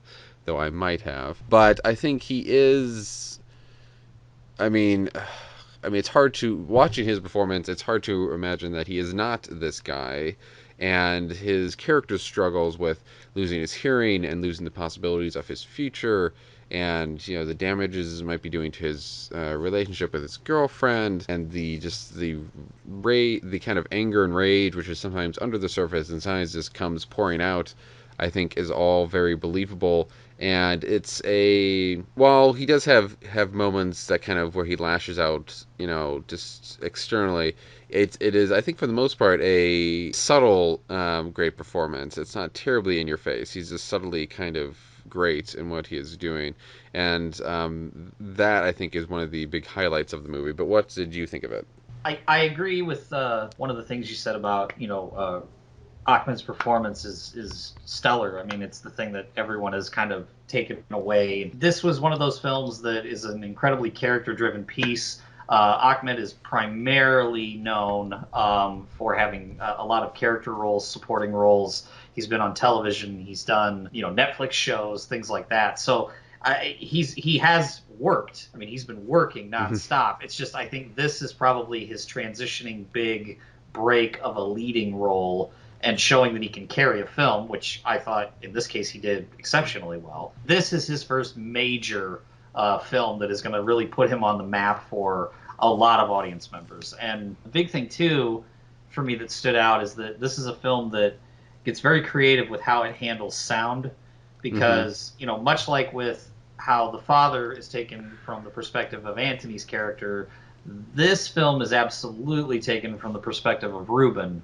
in its entirety. And along with that, we get moments of complete silence. We get moments of very muffled hearing. We get he ends up having a particular surgery, and everything sounds different and not great. And then you get to experience that with him through the sound of the film. It is a bit unfortunate, I think, that this was a film that wasn't able to be given a proper theatrical run, because I think it would have generated a lot of buzz over and got a lot of intrigue built over it, because of the sound is one of the biggest elements outside of the good acting in the movie that I think would have drawn people in. And, nominated for 6 Oscars, this is a big streaming service push for statues this year, which I think is becoming a very common thread amongst quite a few of these films. But Ahmed himself is nominated for Best Actor. Paul Raci nominated for Best Supporting Actor. Obviously, it's nominated for Best Sound, which I do believe it could take. I would think it would. And they have consolidated the sound categories. It used to be sound mixing and sound design, I believe. Or Sound sound editing. editing. The other thing is this was nominated for Best Original Screenplay and Film Editing and Motion Picture. So the person who directed this, whose name is Darius Martyr, he was the writer for The Place Beyond the Pines. He is the writer-director of this film. And I feel that Olivia Cooke is a great actress. I mean, she's a great young actress who's got a lot of potential in. If she does more films like this, I think she's going to get more attention from the accolades category. But she's worked with Spielberg. She's worked with Ready Player. She was the female lead in Ready Player One. She was in Life Itself. She's a good actress who I think got a little bit ignored by the Academy because I thought this was an excellent performance. Because one thing you pick up on very quickly, and I think it was something that helped me really kind of focus up on the film, is that it doesn't flat out tell you that these people have addictions or problems or issues. It shows you. It was very easy to interpret that there was an extreme codependency between Ruben and Lou, just from the first scene that they share in the trailer, which is actually like the second scene in the movie. Ruben gets up, works out, makes breakfast, wakes Lou up, who clearly doesn't necessarily want to get up, but in the process, you see she has scars on her wrist, and you see that he's very painstakingly making vegan food for the two of them, and smoothies that may not taste great, but they're very healthy for you. Little charming things like that, and you realize that they do truly love each other, and they care about each other, and they both feel that they wouldn't be alive today without the other. And so I thought that building that bond between those two characters was done very well. I think it was done cogently, and I think that we didn't need a lot of dialogue to get it across, and the actors, it's a testament to how good they were in their roles, really conveyed that. I do feel like, again, when I said this is like a really character-driven film, when I say that, I mean the characters and their actions forward the momentum of the narrative, whether that be a plot or it simply be them living their lives. I can kind of go on a journey with them that was nerve-wracking and full of angst and frustration, and for them, the characters, depression and trigger signals that were all over everywhere they went. It didn't matter what they were doing; they had to be very careful.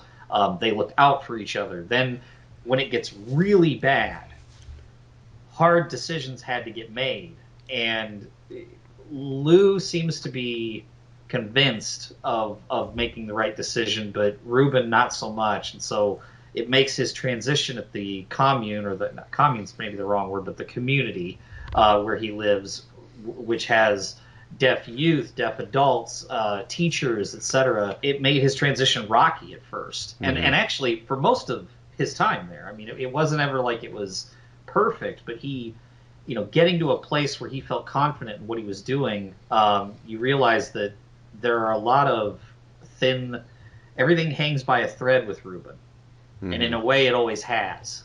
Except now the thread is very easily visible, to sort of speak in metaphorical terms. One thing I liked about the film, and it is partially because of another nominee that's not a Best Picture nominee, but is a Best Short nominee, is the depiction of, well, sign language. I don't know if it's specifically ALS or not. I'm assuming it is. But the inclusion of that, and because of not long portions, but there are certainly portions of the movie that are told through ALS and just visually and stuff like that. And I enjoy the fact that I think most, if not all, of the people who were doing the ALS, except for Ahmed, were people who were deaf, or in the case of the guy playing Joe, I think he can hear, but he had deaf parents, so he naturally can do sign language, and I think he's been outspoken and supportive of that of the deaf community and blah blah blah.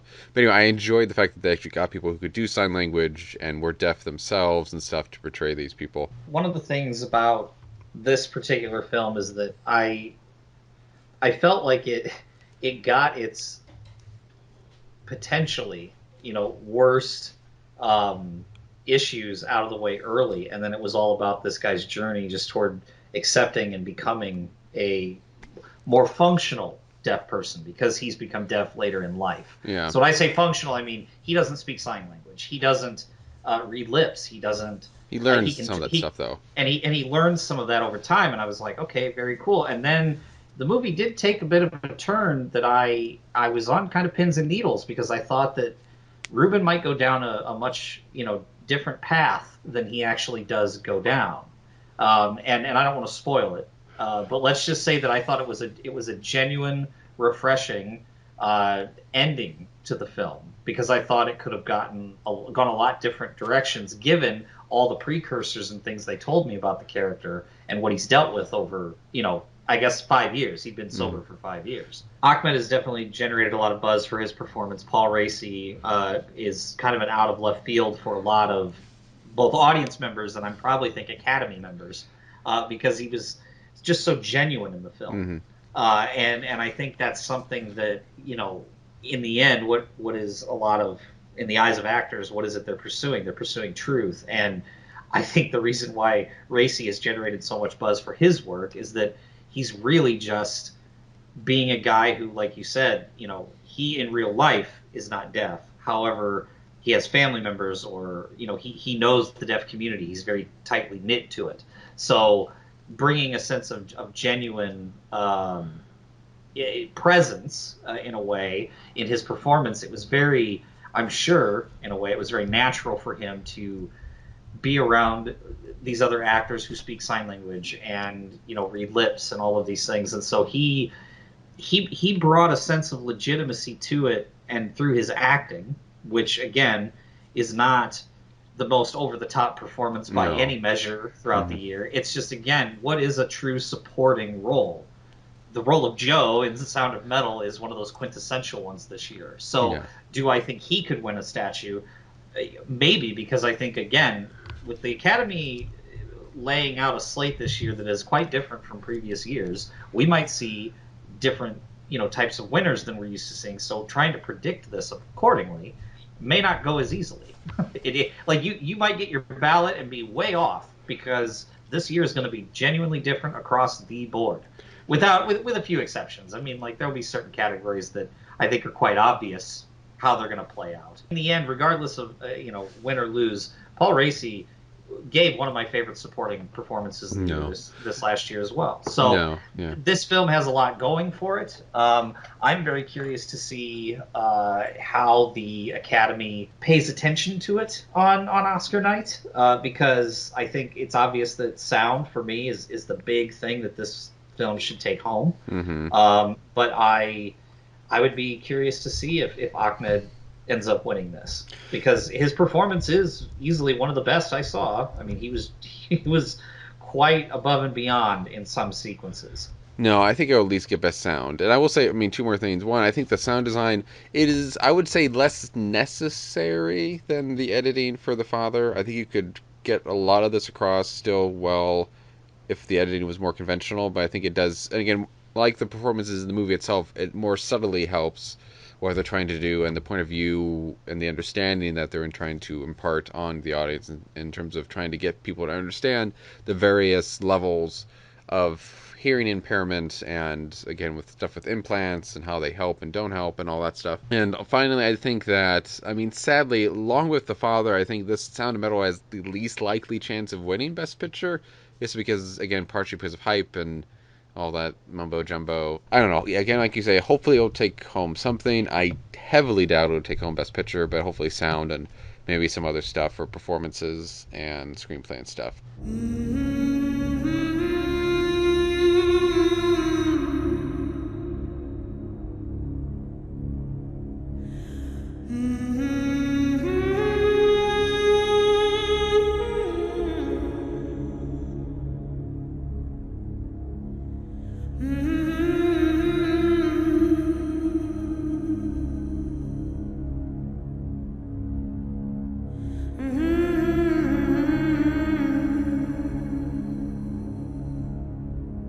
And the final film of the 2021 Oscars Best Picture category is The Trial of the Chicago 7. This is another Netflix film. This was written and directed by Aaron Sorkin. who many will know from The West Wing, A Few Good Men, Newsroom. Studio 60 on the Sunset Strip, the Social Network. Primarily Sorkin is known as a writer. This is among his early directing projects, and Netflix pretty much let him play a lot of his greatest hits in some ways within the confines of this film. This was an absolutely stacked cast: Eddie Redmayne, Sacha Baron Cohen, Jeremy Strong, Mark Rylance, Joseph Gordon-Levitt, Yahya Abdul-Mateen II, like Frank Langella. It goes on and on. Michael Keaton is in this movie. I mean, this is an absolutely stacked all-star cast. I want to, quote John Hammond from Jurassic Park. It's like a spared no expense cast. Like, if there's an actor you really like, they might have been in this movie for 30 seconds or more.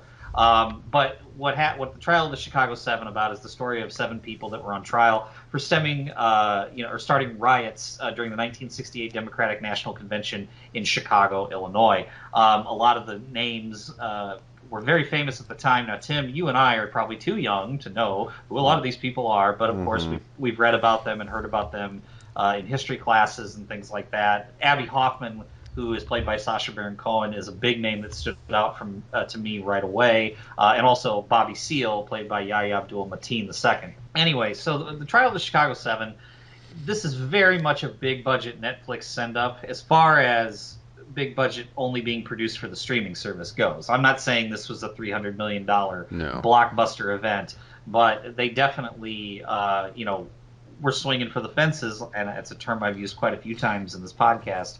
This was one of the swings they took. This was nominated for 6 Oscars. I'll run through those really quickly. Obviously, Best Motion Picture, Best Performance by an Actor in a Supporting Role for Sacha Baron Cohen, Best Original Screenplay for Sorkin, Best Achievement in Film Editing, Best Achievement in Cinematography, and Best Achievement in Music Written for Motion Pictures, the original song. The song is titled Hear My Voice. So, here's the thing for me with this. Aaron Sorkin is someone I am a fan of. I have been a fan of Aaron Sorkin since I was a teenager. I like the way he writes, the way people talk. I have problems with Aaron Sorkin even as a fan. Some things he's written don't sound as great to me as other things. For example, I love A Few Good Men. I'm a big West Wing guy. I'm a big Studio 60 guy, but I know a lot of people aren't. The Newsroom, I have some scruples about things like that. There are certain things he's written that I don't fall in love with. This is absolutely one of them. I want to say that right off the bat. Now, I'm not saying I don't think this was a good choice of source material. I think there should have been a movie made about the trial of the Chicago Seven, because I think it's very prescient to all the social tensions going on in America right now. But I feel like this, in the end, I kind of said it already, but Sorkin uses a lot of his greatest hits. There's a lot of little things like the enough egg joke. He's used that before. And he does this in all of his films and television shows, and he's even done it in his plays. But I feel like this is a film that, while a good watch on a Friday night or Saturday night when it's raining and you can't go do anything and you got popcorn ready to pop and you want to watch a movie, this is a good watch. I don't know if this even belongs in this category. Well, that's where I was going with this. Yeah. I don't know that I even think this belongs in the category. And I do have a lot of questions, as good as the acting is from quite a few people in the movie. I didn't necessarily think that the Sacha Baron Cohen performance of the year was his Abby Hoffman. I thought it was Borat. So I genuinely mean that. I think that there's something to that, because the auteur Sacha Baron Cohen to me is more interesting than the Abby Hoffman performance, which I didn't think was bad. I don't think it was entirely as genuine as of an Abby Hoffman read as one could have made. But this movie to me. This is Netflix again putting a lot of money into campaigns and pushing it, because this is not even close to some of the best stuff Sorkin's written. This is not even an amazing directorial effort by him, in my opinion. Though I do think he could be a gifted director. I don't think this is the showcase. And in the end, this was one of the first movies I watched, and I almost felt like I had to watch it again Mm-hmm. because I didn't feel it was as memorable of a film Mm-hmm. as the other films in this category. And here's the thing, I genuinely mean it when I say I don't know why this one is nominated for Best Picture, other than to say it is an Oscar bait film, and the bait was taken. Yeah, I think it's probably the most Oscar baity of all the ones in the nominee bracket this year. I mean, a lot of things. I mean, first off, just to be clear about some of the story elements of the film, the Chicago Seven, which is sometimes called the Chicago Eight, because of Bobby Seale was initially grouped with them. He eventually, because of stuff you would find out in the movie, he is not grouped with them, and he's taken off the trial, thus the Chicago Seven. You could make the debate whether it should be actually the movie should actually be called the Chicago Eight or not, but it's called the Chicago Seven, and they are being tried by the government. George Gordon-Levitt plays one of the head people in the prosecuting team who is trying him, and Frank Langella is a very almost vindictive judge who very much sides on the face of the prosecuting attorneys, and you can pretty much tell would probably have convicted them of whatever, no matter what they had said during the trial, and is very unfair. And from what I've heard of the actual judge that he plays, Judge Julius Hoffman, many I think lawyers of the time and probably now would agree with that he was a horrible, horrible, horrible judge. And I think Frank Langella said that he took great joy in playing somebody who had no redeeming qualities whatsoever. But anyway, part of the problem is that does lie with Shorkin, and part of it is some of the changes that he's making, some of which I am not aware of, but I know a lot of people have been complaining about some of the things he changes from real life events, and made it clear to them anyway that he did little to no research actually on the event. And I think actually because this originally Spielberg was going to do this, or at least direct it, I think Shorkin was just going to write it, and then that didn't happen, and then there was problems with financing, kind of like Mank. It just took there was a long kind of production hell period for this film. Part of the issue is just that, beyond whatever research Sorkin did, which initially when he found out about the project, he didn't even know what the Chicago Seven was, even though he would have been somebody who you would think would have known about that already. But part of it is that I think, a problem with Sorkin in general, and you've seen a lot more of his stuff than I have, but is I think he is too aware of how brilliant his writing is, I think, and sometimes that can get in his way, and I think he's a bit full of himself with some of that stuff.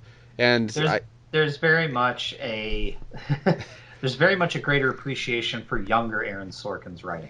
Yeah. I will say that. I mean, Yeah. I have a friend who's a big Aaron Sorkin fan. When he watched this movie, the first thing he said to me was, "Really, he used the enough joke again?" And I was like, "Yeah, I mean, it's like a calling card. I mean, if you're a writer and you have a signature thing, there's maybe certain jokes or little stories that you want to interject, and it's been 10 years since he used it, so he might throw it in there, and we the fans, the hardcore fans of the writer are like, whereas now we're far enough into knowing his work that we're more, oh really, like, I anything think new, I think that kind of thing. Yeah, I think you can have running things as a writer and or director, that you can put in a lot, or if not most, of your films, as long as they are subtle enough. I think when they're too in your face and you keep putting them in for too long, it gets kind of like, rather, like you said, kind of tiring, and you get kind of like, okay, let's see you do something different. Well, the other thing is too is that Sorkin has a very preachy nature in his writing. He's very familiar with talky. that, Yeah, he's very talky and speechy. He is, and he writes good orators. That's one of the things that he succeeds the most at. I mean, most of if anybody says, "Hey, are you an Aaron Sorkin fan?" they'll immediately go into or start describing their favorite monologue or set of dialogue from any piece of his work. For some, it's the "You Can't Handle the Truth" segment from A Few Good Men. For others, it'll be something like the clip that has been seen the world over millions of times and shown to me by people who don't even know who Aaron Sorkin is, from The Newsroom, where Jeff Daniels does the "Why is America the greatest country in the world?" and then he launches into the diatribe about how we're not the greatest country in the world, and of course it's like, that's just eye opening. It's like, well, no, that's Sorkin. Well, I think part of the problem too is, because what I remember of A Few Good Men is, I mean, I've only seen the movie once, and that was years ago. But I remember of that speech is I remembered it feeling. I don't remember much of the content of the famous Jack Nicholson speech, but I remember the feeling of it being very, it felt like something somebody would say in that moment, on trial or whatever. But I think some of the stuff later, I think you can see it in this movie a little bit too, is that Sorkin, I mean, that newsroom speech, which again, when I first saw that, scene, when I saw that episode, I was floored by it and I loved it too. But I think examining it more, it reveals, I think, some flaws with Sorkin's writing, again, which are present in this one, which is why I'm bringing it up, and it's that some of his speeches and monologues that he will write aren't really things that people would rather say or get away with or say in that sense in that moment. Like, Jeff Daniels having this big monologue, whatever, in a debate show and not being interrupted and stuff. This isn't something that would happen. Or, and then another aspect, again, to use that scene to talk about this film, is that he doesn't always, I think, Aaron Sorkin, realize how the world works and how certain things work or doesn't always do his proper research into things. Like, one of the criticisms of Jeff Daniels' character in that show, at least at the beginning, is that he doesn't, say who he supports politically, and he doesn't really show his opinions very much. But a news person isn't supposed to be showing what their opinions are and stuff. But Sorkin, I don't think, is aware of that, and I think sometimes in this movie he isn't aware. Again, he don't think he's always done his proper research into things of this movie, and it can show sometimes. But he acts like he's done his research and he knows what he's talking about, and that can hurt the overall, show that he's doing, or the movie in this case that he's doing. There was something, thanks to one of the people on Film Twitter, and I'm going to credit the writer Sean Burns with this, but I might be wrong that he was the one that said it, but it sounds like to me something he would say, where he classified this as essentially like a made-for-TV movie that somehow ended up nominated for Best Picture. And here's the thing. In a way, it kind of is, except it's dressed to look like a major motion picture, such as in its all of its casting, because you wouldn't get this cast on a made-for-TV movie. However, again, I go back to how the script, which by the way is nominated, Yeah. I don't feel that this was one of the best screenplays of last year. I don't feel that this was one of the best films of last year. I feel that it was a decently acted film for what it was. I think that it was shot pretty well. I do think that is the case. I don't know if it was even best cinematography, to be quite honest with you. However, I think that for whatever reason, it's here. I don't think it has a chance in hell of winning. Which, by the way, I said that about Green Book, and Green Book won. So yeah, well, I'm gonna leave it be and say, if this is the streaming service's year to really take home Best Picture, this might be one of the reasons that it does, and it might be for a multitude of reasons as to why. I would be very frustrated if it did, because I genuinely did not care for this picture as much. Yeah. Now, again, in the first 30 minutes after I watched it, I really liked it. But the more I thought about it, I didn't really like this movie. Well, I think... And I talked positively about it. I even reviewed it on WGN, and I was like, yeah, no, it's a good watch. But I wasn't over the moon for it. No, and now it's nominated for Best Picture, and I'm sitting here asking why. Yeah, I think it runs into the same problem as something recent nominees like Green Book and I think Bohemian Rhapsody, in the sense that I think they're satisfying watches, but I think they are in this one not as badly, I will admit, in terms of the Chicago 7.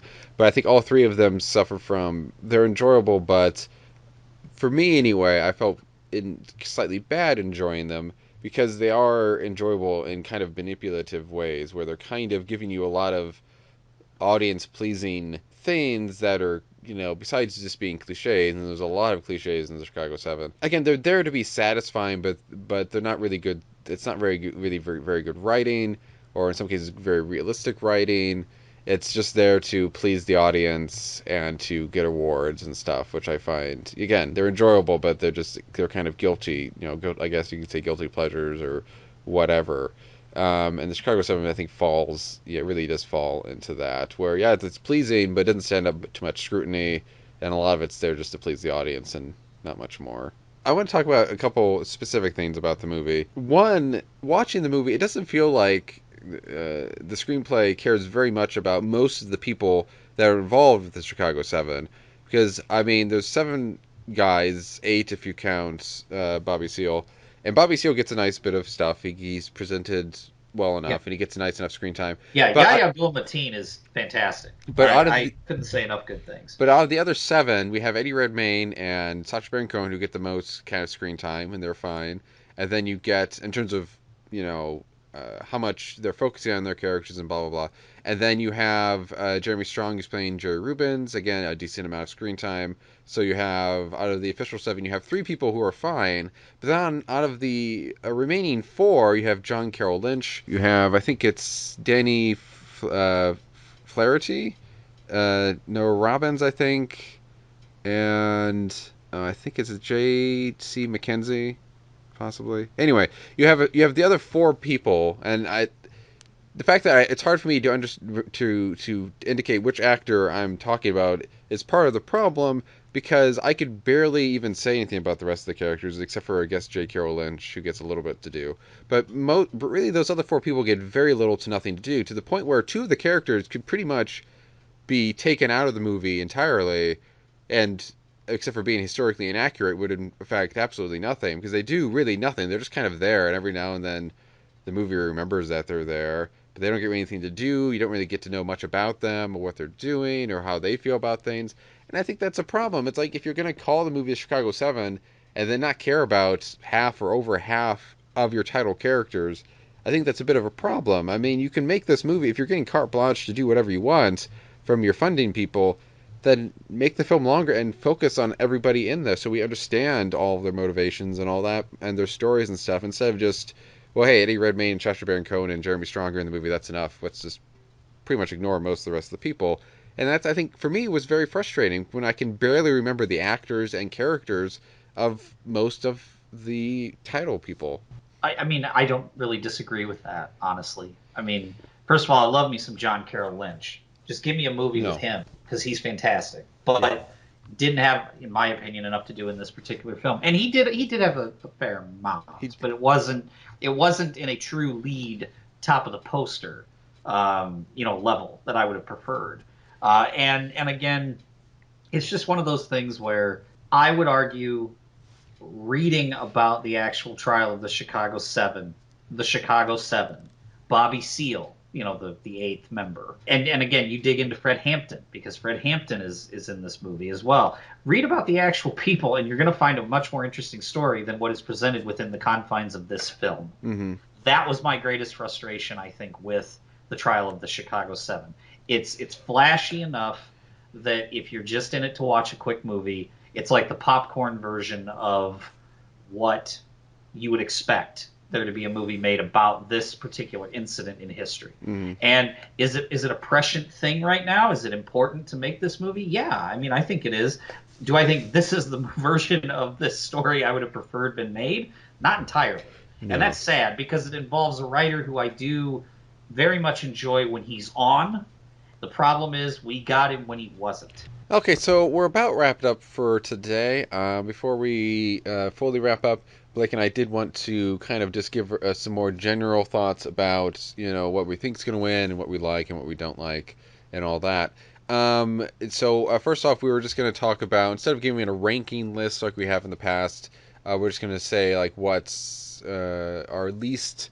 The movie we like the least is, Blake has kind of alluded to his choice already, but we'll get to his in a second. Mine, surprisingly enough, is, I know we just talked about the Chicago 7. It is not the Chicago 7. The one I like the least is probably Mank, because while I think in a way it is slightly more of a different story than Chicago 7, I think it is a sadly poor told story in terms of pacing and in terms of keeping the audience interest and stuff like that. So it is while maybe Chicago 7 has more cliches and is more of an Oscar bait movie in certain ways, Mank is sadly just the worst as a movie, ignoring all that. But Blake, what's yours?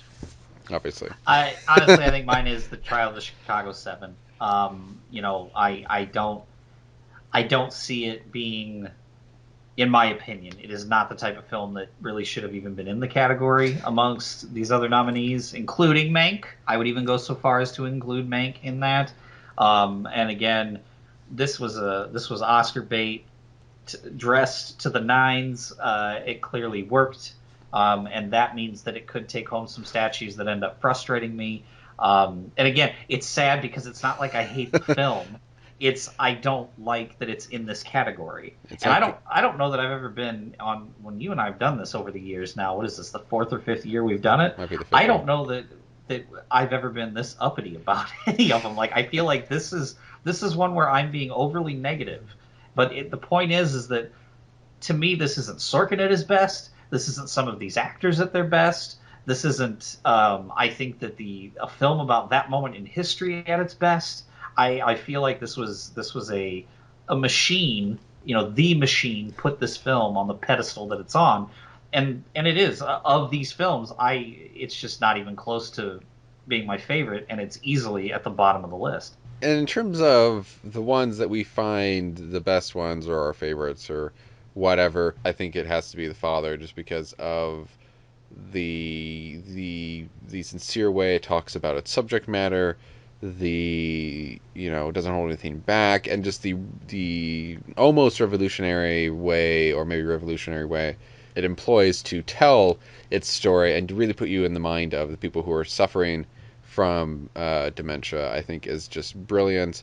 And while I don't know how well it will do on the night, I think it is by far, for me, the best of the bunch. Yeah, I mean, as far as what I feel was my favorite in this category, The Father stands out. I think that it took a lot of chances. I think it executed them all well. I think it had some of the finest acting that I saw all year. I think that the method by which they told the story, like you said, I think it was very genuine and delicate with its subject matter. I think that in confusing its audience by design in some cases, I think that led to understanding the pain more. And I think that it is the film that on the entire list I would probably watch again the quickest, Mm-hmm. which right there tells you whether it's my favorite or not. Now, granted, I would watch Minari again. I would watch Nomadland again. I would watch Judas and the Black Messiah again, which I was very high on. But for me, biggest lasting impression, biggest emotional draw, biggest everything for me personally Mm-hmm. was The Father. Um, and I don't have to go into personal reasons as to why, but everybody has those Mm-hmm. themselves, and I think that that's why this was an important film this last year, Mm-hmm. because this doesn't have to be relevant this minute. This will be relevant to everyone in some form, in some way, Mm-hmm. or they will understand the relevance of it due to someone else close to them going through similar circumstances. It's that type of film, and Yeah. I think that makes it crucial, important, and as emotional of a journey to watch as it was for me. I hope it is for other people. Clearly, it was for you as well in some ways. So, yeah, it's The Father. That's Yeah. easily my favorite, I think, in the category. So we both spoke very, is spoken very, very favorably about The Father. But what do we think is the most likely to win? Is, I guess, the next question we should answer. So I do this every year because I'm a total scumbag. But when somebody asks me what I think is going to win, I always give them two different options. And the reason I give them two different options is because sometimes the Academy gets it right, in my opinion, and sometimes more often than not, the Academy gets it wrong. Now, in the event that they do what I think they're going to do, which is not to say they've done it right, but what I think they're going to do, I think we might see Nomadland take Best Picture. Chloe Zhao won the Directors Guild of America's. They won Best Picture for Nomadland, which is usually a very strong indicator of what will take home the Best Picture statue at the Oscars. However, we also cannot underestimate the machine this year. I've mentioned it now quite a few times, but I feel like this is the year that if someone like a Netflix if Netflix was going to take their statue, they're going to do it through Mank, or they're going to wild card it some way and make me really upset through Trial of the Chicago 7, which again would be the Best Picture of the year did not win Best Picture of the Year scenario, but that's Mm-hmm. the way the cookie crumbles. So those are the two scenarios. That's kind of how I see it going. Mm-hmm. Yeah. I would like to see something like it not go down that way, Mm-hmm. and if Nomadland wins, fine. I'm fine with that. I don't know that it's the Best Picture of the year, but I think that's what's going to happen. Mm-hmm. the momentum for Nomadland right now is much higher after this past weekend, or this past week. So going into it for this particular award, I think Nomadland could take it home. But I think if it goes in a wild, crazy direction, you're going to see Mank take it, because Netflix has really bet the farm on Mank. And they bet, the neighboring farm on Trial of the Chicago 7. So there's some wild card potential here. Yeah. But I think it's going to be Nomadland. So I'm going to, if you have to say, Blake, pick one, it's Nomadland. That's Best Picture. I mean, mine is a similar thing where I think my gut reaction is Nomadland. And I would be kind of fine with that. It's probably my second favorite of the bunch and stuff, so I would be fine with that. But I think, it really comes down to that. I think out of those three we've mentioned is the best movie of them. But, Mank could win because, again, Hollywood likes to celebrate itself and talk about itself, so it could win because of that, and, has a, famous director behind it, and blah, blah, blah, blah. Chicago 7 could win. Just because of the cast of it and the hype of it, and even though it's, I think, in a shallow way talking about something important, it could make Oscar people feel like they could pat themselves on the back because of it and stuff. So I can see that winning too. I mean, this year, like you said, it's been a very interesting year, both Oscar related and not Oscar related. And it'll be, an interesting night for various reasons in terms of what will win, what doesn't win. Hopefully the advances they've made in terms of, the progress they've made in certain respects in terms of having more women directors, not just having a bunch of white people be nominated and stuff like that. I think that is, all good things that should hopefully continue with that, and hopefully more progress gets made in terms of, having more genres be nominated instead of just having, I think all of these are pretty much dramas, except for, I guess, Promising Young Women is sometimes called a dark comedy, but, just have more different things be nominated, and let's have a Raiders of the Lost Ark be nominated again. That'd be great. Let's continue with the progress, and hopefully we will have an Oscars that is better and healthier and maybe a bit more accurate to what film going is and what people want and what people like and what truly is the best picture of the year. But I think that about wraps us up. I think Blake and I have talked enough about the Oscars for this year. As always, I mean, we'll be back next year to talk about whatever the heck is nominated next year. Hopefully we'll be back to a more normal schedule and a more normal February airing time and all that stuff. But in the meantime, for me, just continue to hopefully check out videos that I'm posting. There'll be a new video hopefully posted sometime after this one. Obviously, this will be my focus for a while. But sometime after the Oscars, you'll see some more Oscar-related video stuff. And like I said, I'm doing another podcast that's monthly. A description or link to that will be in the description for this video. Please check that out. But until next time, which hopefully will be soon for this podcast and soon for normal any other videos, I will talk to you guys later. Hope you guys all enjoyed that. Please join the discussion below. I'd love to hear your opinions. If you liked this episode, please hit the little like button, and if you're new to the channel, please subscribe. You can also find me on Twitter at CinemaPackRat, while I babble on about film and give updates on the status of videos and blog posts. In the meantime, please check out some of my video reviews or other podcast episodes, like the one in the annotations.